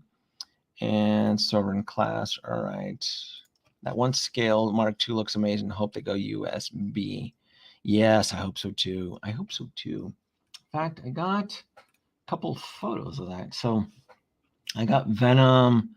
Let's scroll from the top here. I tell you what impressed me though. This Spider-Man integrated, this quarter scale. Just seeing this giant ass quarter scale Doc Ock tentacle, I just thought was killer. I just thought this was just awesome. This whole setup was just really, really cool. Yeah. Yeah, I thought that whole thing was just awesome.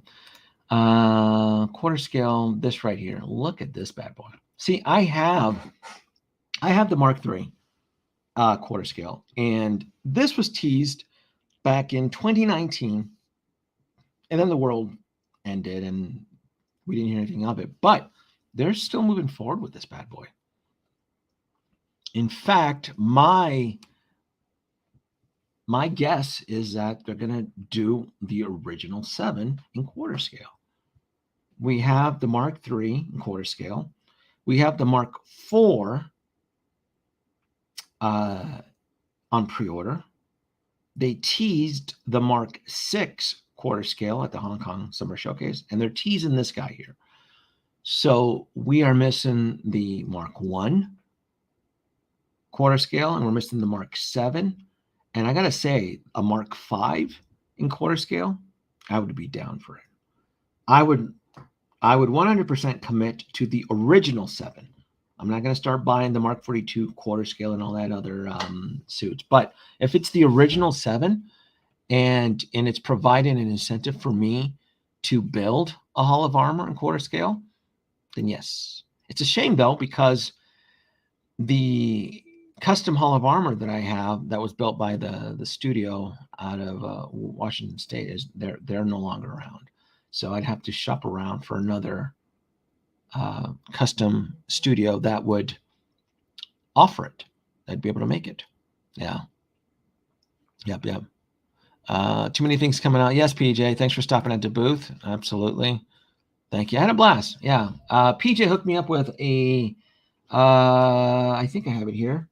He hooked me up with a t-shirt. I should have probably worn that. And then a band. And then I grilled him on the InArt figures, and he says that they're going to be showing up in New York Comic Con. So we'll see, right? Maybe that would be a reason for me to attend the New York Comic Con, so I can bring in my 4K, so I can zoom in on that quality that InArt is so much has been, promoting and toting. So that would be that'd be interesting. Steve Lee, awesome. I made the midnight, well, not the midnight run, more of the evening run. Well, I'd like the Tomy Enterprise, but it's only the continental U.S., no New Zealand. Danoby, will you pay good money if you have a spare? That's and 1 fiber piece. Look, Steve, I'll cut you a deal. You're a subscriber to the channel. I'll ship one out to New Zealand for $1,500. I mean, that's gonna be a great bargain, right? I mean, I'll knock off some percentage from whatever is going to be sold on the secondary market.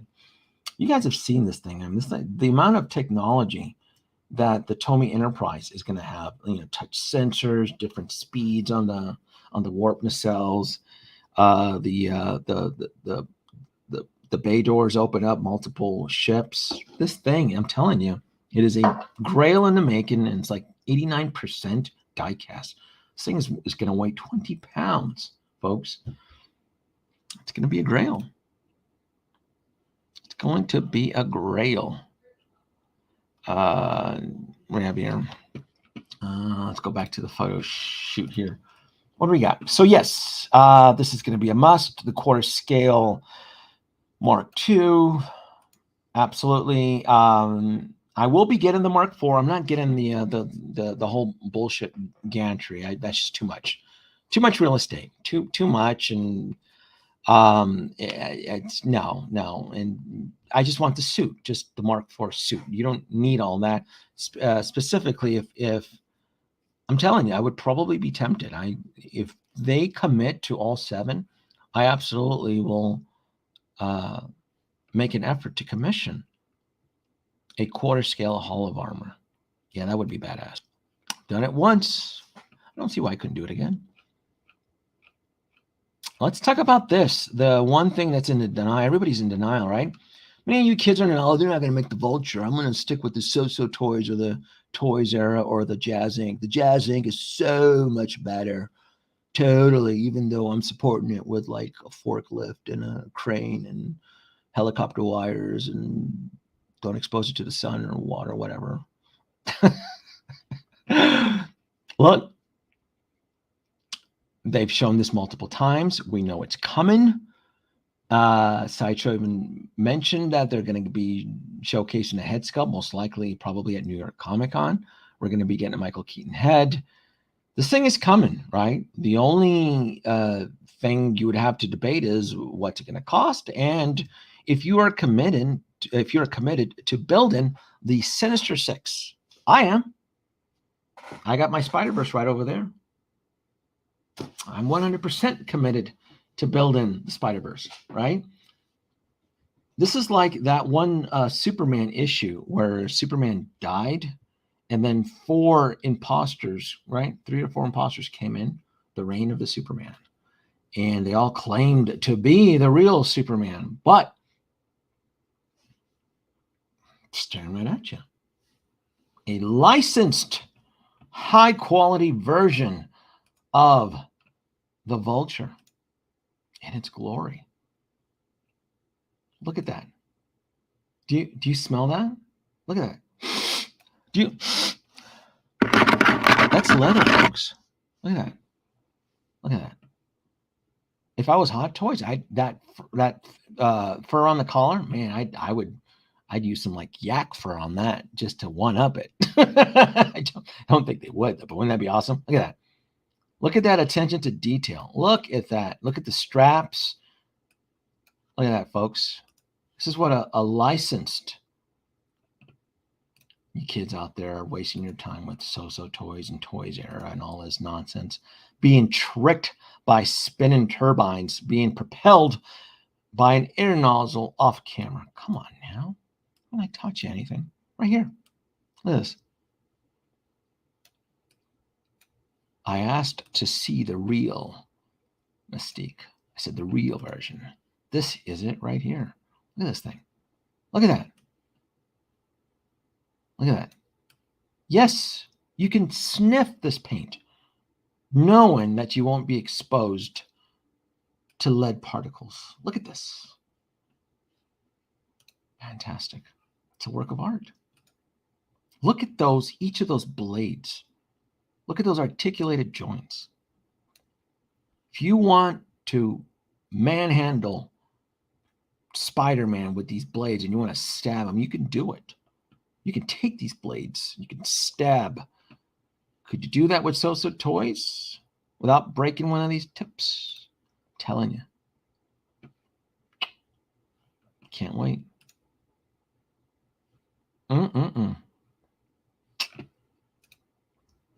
No ifs or buts around it. I'm telling you. Leather. What's another thing I smell? Licensed. Licensed. Licensed figures hold their value. Yeah.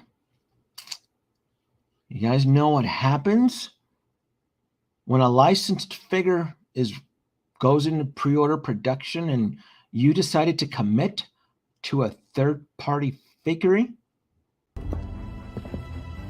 Odin's treasures. Fake. Most of the stuff in here is fake.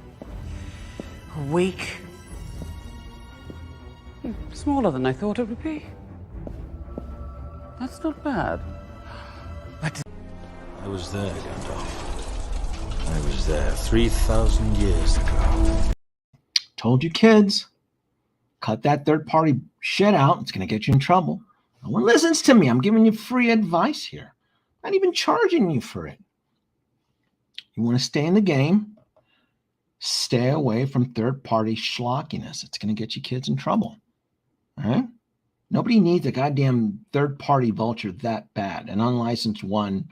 No.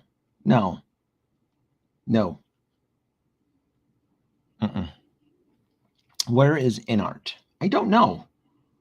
I don't know where they weren't at. I don't know. They keep announcing more pre-orders. They're trying to convince the community that a $500 Gandalf is worth it. I have no idea. No idea. Pedro, do you think the Vulture will go for pre-order this year? Most definitely. I think it's coming pretty soon. They keep flexing on it. They keep teasing on it. I just don't see why. If you currently, I mean, what are you waiting for? If you've submitted your pre-orders to these other companies, So Toys, Toys R, or even Jazz Inc., what are you waiting for? What are you waiting for?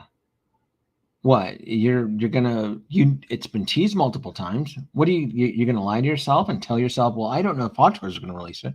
That's not the point. Because the minute this goes into pre-order, all the other third-party schlockiness, it's fake. It's trash. It's defeats the purpose, right? Odin's treasures. Fake. This stuff in here is fake. Weak. Smaller than I thought it would be. That's not bad. But this, the eternal flame.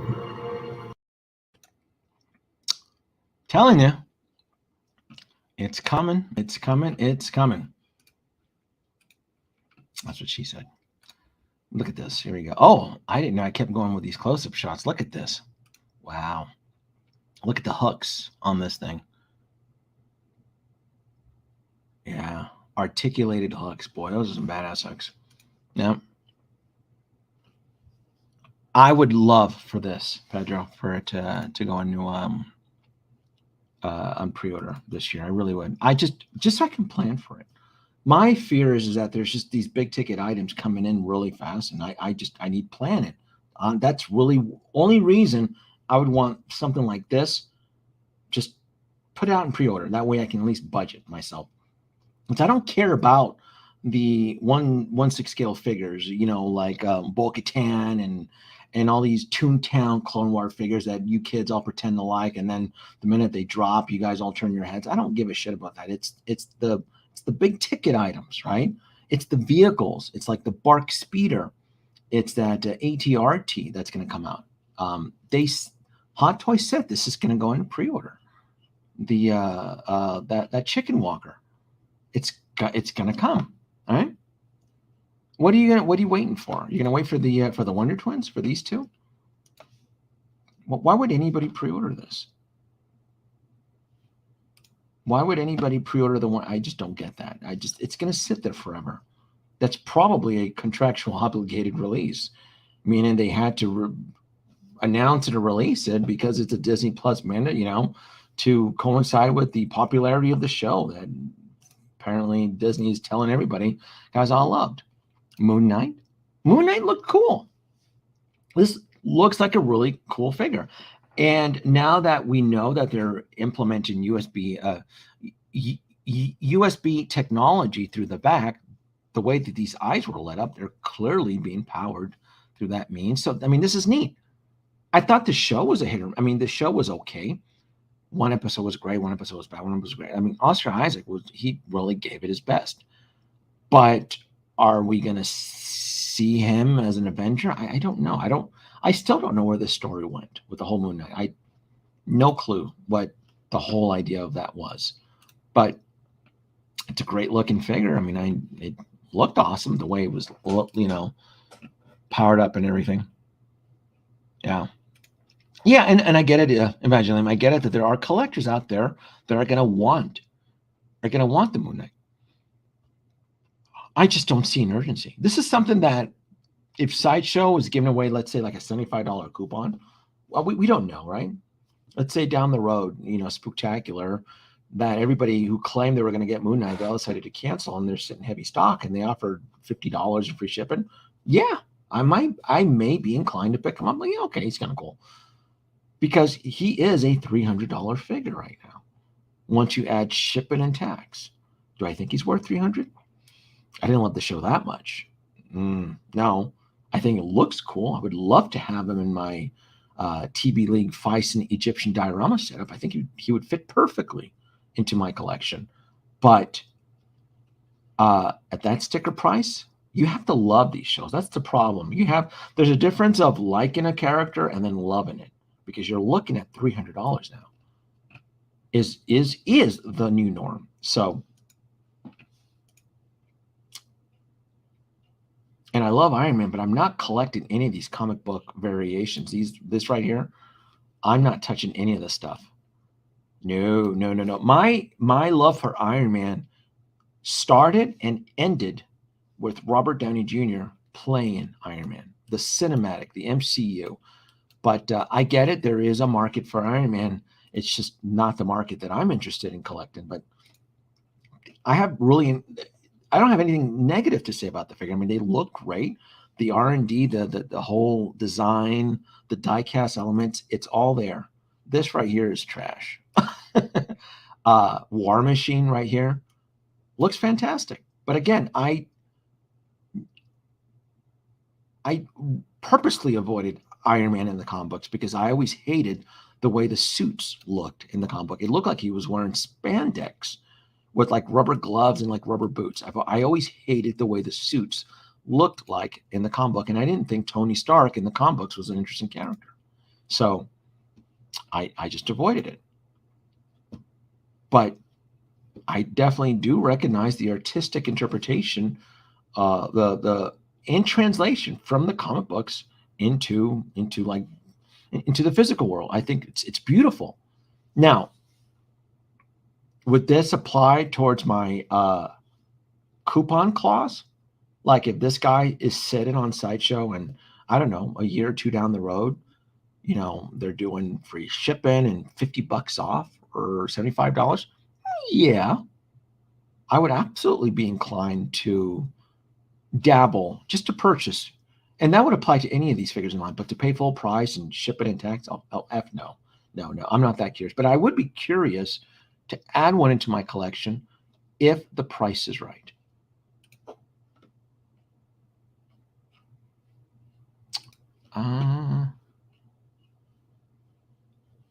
Let me see, what do we have out here? I'm interested in this guy right here, this Miles Morales. Again, I would love to add him into my Spider-Verse. I am investing greatly, but right now it's the A-list characters into my Spider-Verse. It's Doc Ock, it's Green Goblin, it's Electro, it's the Vulture, it's that Sandman diorama. I mean, those 5 right there I just mentioned are a hefty, pretty penny. So B and C-list characters like this, especially from the game, it's going to depend on their actual price point. If they sit for a while, if so forth. Look at that. Negan X Army, 300 for Moon Knight when you can get a limited edition on the brush rate. Yeah, well, I mean, to be fair, you can't really compare it. But yes, I understand your point. It's as a collector, you're curating your collection, and you're kind of setting your priorities as to what you want. But yes, that Miles is tempting, right? It's a very tempting Miles. But the problem is that the Spider-Verse is out of control for a Hot Toys collector, right? These are, 300 is the new norm right now. So it's all about keeping an eye on certain characters. And for me, while everybody else is looking at Star Wars, I have not neglected Marvel Spider-Man. Are you kidding? Me ignore Green Goblin? Me ignore Doc Ock? Legendary, Alfred Molina? No. Oh, hell no. Jamie Foxx in his best interpretation of Electro? Folks, Spider-Man No Way Home made $2 billion. right? And yet we're convincing ourselves that the Kenobi show is the cat's meow. Get the fuck out of here. What do we have here? Sylvie. A female Loki. I haven't ruled her out. I have not pre-ordered her, but I have not ruled her out. I may buy her at retail in stock. I'm not sure yet. I would love to have a female version Loki.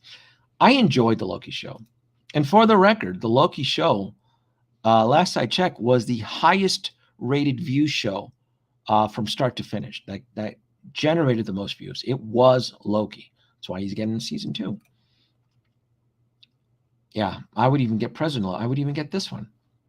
Out of all the Lokis, I probably, if I could only get one, because there's quite a bit of Lokis, I would probably say I would just get the President Loki. And I would pass on the regular, like this one right here. I would pass on this one. I don't know what's up with that. That elbow is just terrible. But I would probably pass on this one. It's too boring. Loki has always been he's always been a whimsical, fantastical type of character. So it's all about presentation. So instead of getting this one, the one in the business suit, based off the time, I would rather get this one right here. I'd rather just get this version because I think this looks just like the actor. I think this right here is just says what Loki is. I think this looks cool. I would probably buy this Loki, this variant Loki, I probably wouldn't even. I didn't pre-order him, but I probably wouldn't wait for a coupon. I think I probably would pay retail for this one. It looks awesome, and I can work him into my Spider-Verse type of situation. Yeah, I just think it looks awesome. I'm passing on Gilgamesh, even though it looks like the actor. I think it looks awesome, but I definitely will get Angelina Jolie because I definitely do want a 1/6 scale. Yeah, and I won't see the movie. I'm not sitting through Eternals. You guys are out of your mind. I'm not sitting through that shit. But I definitely will get Angelina Jolie. Yeah, Miles 2020 is a must for me. Love that. Yes, and that's the thing. I do love that Daft Punk style, and I am thinking about changing up my arcade situation with Joker's Palace. I'm thinking about rebranding it because New Wave Toys, they keep releasing more and more really good 80s arcades. And I know they just announced a couple of new pre-orders, one of them being like a 1/6 scale working Coke machine. So I'm thinking about rebranding the arcade. Either my first choice would be Flint's Arcade, which was suggested by a friend. And then the second one would be the arcade from Stranger Things. And I have access to like a light panel and artwork where I can create that 80s vintage Stranger Things. I would prefer Flint. It just depends which one would require less maintenance. And having an arcade, right? I can add more one-off characters to interact with each other and so forth. I thought Sideshow might do a coupon for the Mark 50. I would assume they're still sitting. I thought they did already. I'm not even sure. I feel like they did. Absolutely. Keeping an eye. Yep. I agree with your points. Thank you, Rodrigo. Aaron Sparrow. Aloha from Hawaii. Hello, 808 Michigan Jenny. Ratings and view numbers on Loki was great, but might need to hold back with season 2 coming up. True. Must get Jolie regardless. Yeah, I think she looks beautiful, and I would love to have an Angelina Jolie into my collection. So I think that would be a great must. Another one I'm looking forward to is the Hydra Stomper. I did not pre-order this guy, but I cannot wait to get him. I think it's going to be awesome. On the fence about this guy right here. This is the What If Spider-Man with the cloak. I love the colors though. They're very bright and brilliant type situation. It's the whole kind of tune aspect about it that I really, really do like. I just don't like the price, and I have to nitpick. Star-Lord to T'Challa Star-Lord. I would buy this guy. If they make him, I would. I absolutely would. Yeah, I absolutely would love to have a T'Challa Star-Lord. Yeah, I probably would get all of the what ifs. I'm not sold on the zombie cap. I don't give a shit about this. I think it looks stupid. Something about a toon zombie just doesn't translate very well. Ultron from What If, absolutely. And you know what I liked about is that from certain angles you can see Vision's head. Because remember, Ultron fused with Vision, and there are certain shots where you can see Vision right underneath it, which is awesome. This was a deadly. This is probably the most powerful villain being. This Supreme Ultron Vision Ultron was just, what was his name? Yeah, that whole episode really messed with me. The fact that he was breaking like the whole barrier. Could we see this character in a live action? My God, in a film? That'd be dangerous, though. I mean, he just decimated Thanos.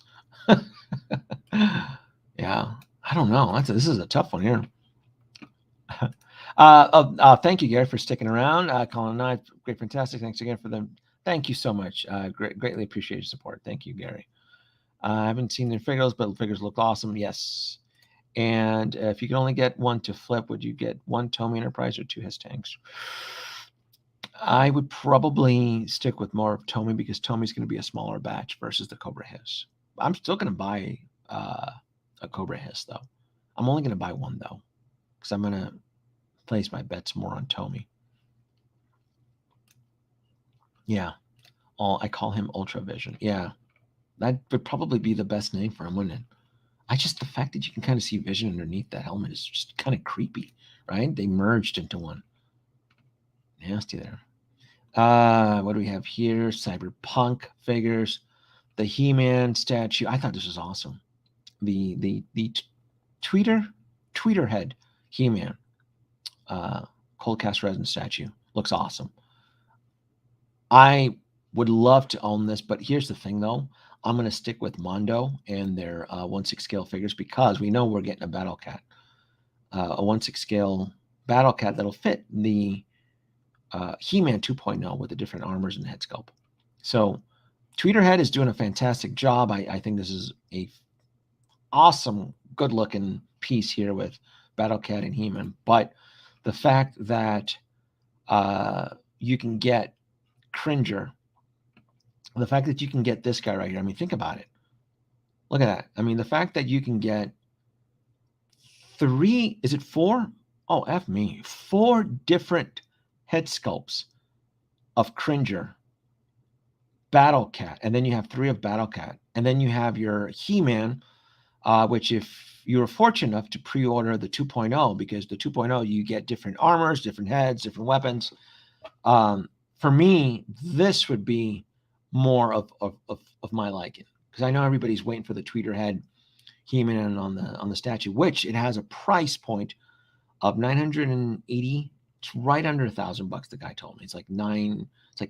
It's like $900 or 9 and change. It's close to $1,000. And the He-Man went on a timed pre-order through Mondo for $250, and then I'm assuming Battle Cat is probably like, this thing is big. Battle Cat is big. You even get little Cringer on the side. I mean, you're getting this guy right here. Look at this little cute little thing right there, little pussycat right there. Look at that. You're getting a little kitten Cringer there. You're getting big ass Battle Cat. You're getting all of these head sculpts. If I had to guess, I'm gonna say $500, right?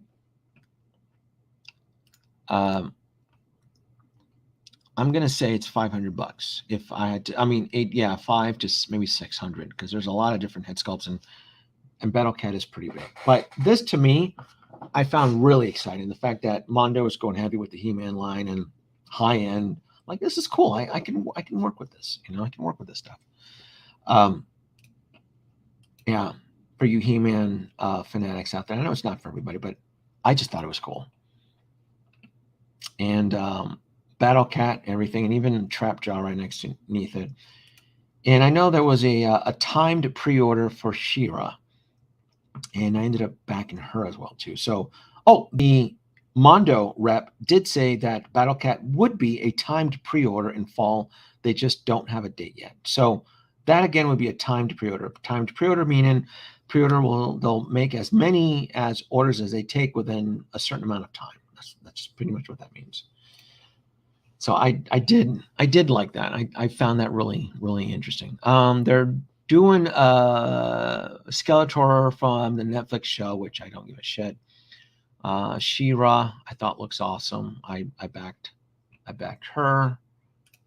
And I talked about it on my live stream with Iron Studios and the DeLorean, which I went back and forth on. Ultimately, I'm going to have to pass on this. It just doesn't make any sense. A DeLorean for $2,000 and it's cold cast resin. Not when Hot Toys is making a 1/6 scale for less than $1,000 next year. It's not very smart. It's just not very smart to do. Yeah, even though it looks cool, even though I like the whole part 2 alleyway setup with the newspaper, and the guy was telling me that, yeah, you can read the newspaper, and I'm like, it looks awesome. It's just that it doesn't make any. It's like $2,500 for the complete set. I mean, they're insane. They're insane when you can pre-order the DeLorean from Hot Toys and Doc and Marty. Granted, they're the Western versions for less than $1,500, but yet Iron Studios is asking $2,500. No way, Jose. No way. Con exclusive, Arena Boba Fett. I pre-ordered him. We got the Pontiac Trans Am Firebird Edition from Smokey and the Bandit. I thought was kind of cool, except I feel that the Bandit would always have a side chick, so they should have. I feel Sally Fields should have been on the passenger seat. That's my only argument with that. Maybe they didn't have the money for the rights for Sally Field, but it's just they go neck and neck, you know. It's my thing on that. And what do we got here? Backside of the Vulture. So I was drooling. Look at the backside of that Vulture. Took some shots of that. I thought that was pretty cool. The back computer that everybody's in denial, which we know they're going to make, right? We know this bad boy's coming. They're going heavy with dioramas. I'm telling you, Hot Toys isn't dicking around anymore. I feel this is like their new angle. Are these diorama sets? Close-ups of the N1 Fighter, the Iron Studios. I took a couple of these shots. Iron Studios, quarter scale Luke, deepfake Luke with little baby Grogu.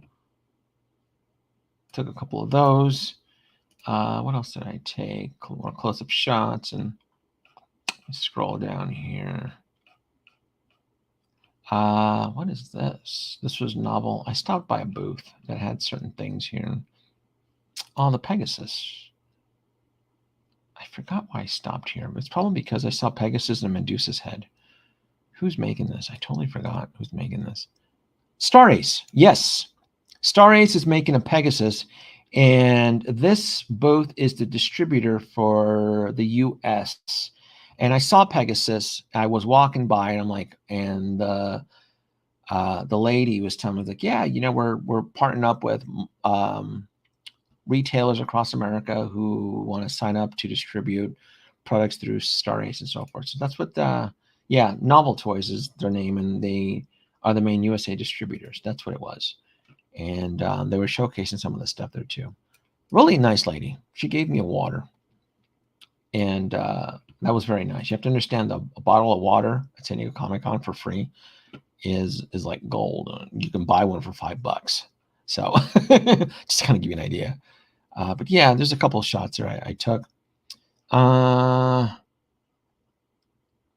I saw an eyeglass manufacturer. I forgot I took these. What did I take? Why did I take these photos? Some Stark glasses. Gunnar is powered by Stark. Oh, you know, I think I stopped by here because the lady told me that they're going to start taking prescriptions. I'm like, cool. I mean, I can get these Stark Tech with prescriptions. I go, I may jam with that. So, Gunnar blue light filter available in 310s. Yeah, really nice lady. a market rep for these eyewear. I just saw this. I was walking by and I just took photos of it so I didn't forget about it. And I just asked, like, yeah, can I put prescriptions on it? Because I'll jam them if I can get prescriptions in them. And she told me yes. So I got to sign up for that. Tila. These are Tweeterhead statues. I took these. And what else did I take? I'm going to scroll down here because I'm getting tired. I'm going to end the stream, this evening run. What do we got here? I talked about that. I talked about, I don't get Venom, Stone Story. You guys are going to get screwed with Carnage. We talked about Peacemaker. We talked about this. Yeah. That's all. That's going to be a creepy head sculpt there. What do we got here? Did you check out the V booth? Don't know what that is. Eternal character would look good on that. Edith glasses. There you go. That's right. That's right. Thank you, Bob, for joining in. Danoby2 Stark. Yeah, they look like good glasses. I don't, as long as if I can put prescriptions on them, I'll rock them. Sure. A Coon Hulk. Not sure what that is. I'm not sure. Christian had a question. Is that true that moving Grogu crib is 85,000? No, it's closer to 6 figures. Well, it depends on what you want done to it because it's an a la carte order. So it probably starts at 85, but the guy goes fully loaded with all of its options and like the pram would be a little over 6 figures. That's what he told me. Yes, forehead sculpts. Yeah, for Cringer, with Battle Cat and Trapjaw. Yes. Yeah, I mean, it looks cool. It's one of those things that I just thought looked really, really, really cool. That new Batman just doesn't do it for me. Not yet, anyway. He has to grow on you, right? He has to kind of grow on you. And Kenobi, regular version Vader, which they're probably going to release. More Clone Wars, the Bark, the Bad Batch. Man, there's a ton. Oh, see, I can't wait for these battle droids. These battle droids look phenomenal. God, I love the weathering. I'm sorry, I love the droids. I love the Star Wars droids. They just look awesome. I can eat them up. I want to build a separatist army. I just do. It's just fun shit. Even the super battle droid, which looks special in that sort of way. Anakin on the stab. Is this the Sideshow Cat Bane? I don't even know. Is this a Sideshow Bane? It comes with a droid, or is this the? No, this is the Hot Toys Cat Bane. Okay, that's what it is. Little droid. Yeah, and then pit droids. I can't wait to. I gotta pick up a couple of these pit droids.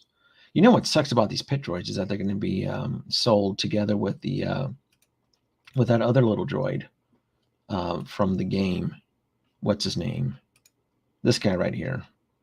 So I just don't understand why they don't just sell like 2 different variants of pit droids so you can just purchase them together.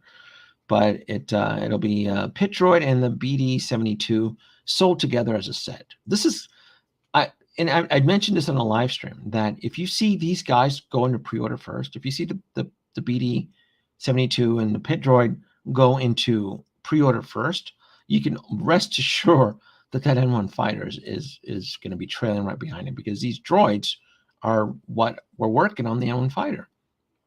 I even like this guy here, the R5. I think looks the weathering and the little gadgetry on it looks great. The R5D4, and this would be based off Star Wars: The Book of Boba Fett. So yeah, I can't wait for all this stuff. Want each one of the droids? Yeah, absolutely. Just good shit. What do you have here? And then we have the KX Enforcer. Good stuff. More of the Mando twins. Axe Wolves and the other chick from the wrestling. I can't think of her name. And I think that's about it. And then just a couple of shots from the Spider-Man Museum I got to attend. It's pretty cool. They had props from Spider-Man and actual, what is this? The actual claw that was used from Spider-Man 2. They had this was different though. This was at the Spider-Man Museum at Balboa Park, traveling exhibit there. And I just took a couple shots of some of the stuff that they had on display. Very cool. Very cool. I mean, I'm not kidding. There's just San Diego Comic-Con, there's just so much shit to do. If you're not overwhelmed by the exhibitor floor, there's stuff at Gaslamp District, outside the convention. Then they also have the San Diego Comic-Con Museum. And in 2019, they had it was the Batman exhibit, which was awesome. And this year it's the Spider-Man exhibit. So I'm assuming that their ongoing theme, it will be a character every year. So DC last year, Spider-Man this year. So maybe Star Wars. Oh my God, wouldn't that be cool? Star Wars exhibit next year. Just a lot of good stuff. And I think I'm going to end it with me posing like a dork underneath Doc Ock, because I love Dr. Otto Octavius. So this is it. I'm tired. Did a little bit of recap. I tend to jump all over the place. Do you think Hot Toys would ever put out a Scorpion? I don't know. He needs to be shown. He needs to be media. He needs to, if we see Scorpion in a film, I would say yes. But the fact that we haven't, and you can say, well, maybe they can do a comic book version, but that wouldn't go in line with the current Sinister Six that they're working on, right? Mysterio, Doc Ock, Green Goblin, Lizard, Vulture. So, yeah. Folks, I am tired, and thank you so much for joining on my little San Diego Comic-Con recap. And I'm going to try to do, I took a lot of high-quality footage of the show, certain things like Exo 6, things like that. So I'm going to try to upload it in the next several days. And I might not be so much commenting on it. It's really more just for the archival purpose of putting the stuff out on YouTube, so that, years down the road, if you ever want to reference, what was shown from Hot Toys in 2022, you can always go back to these videos and you can always see, oh, that's what was shown and so forth. So I always enjoy doing that. So yes, thank you so much. And don't be a pawn. In chess, the pawns go first. Humans and their guns.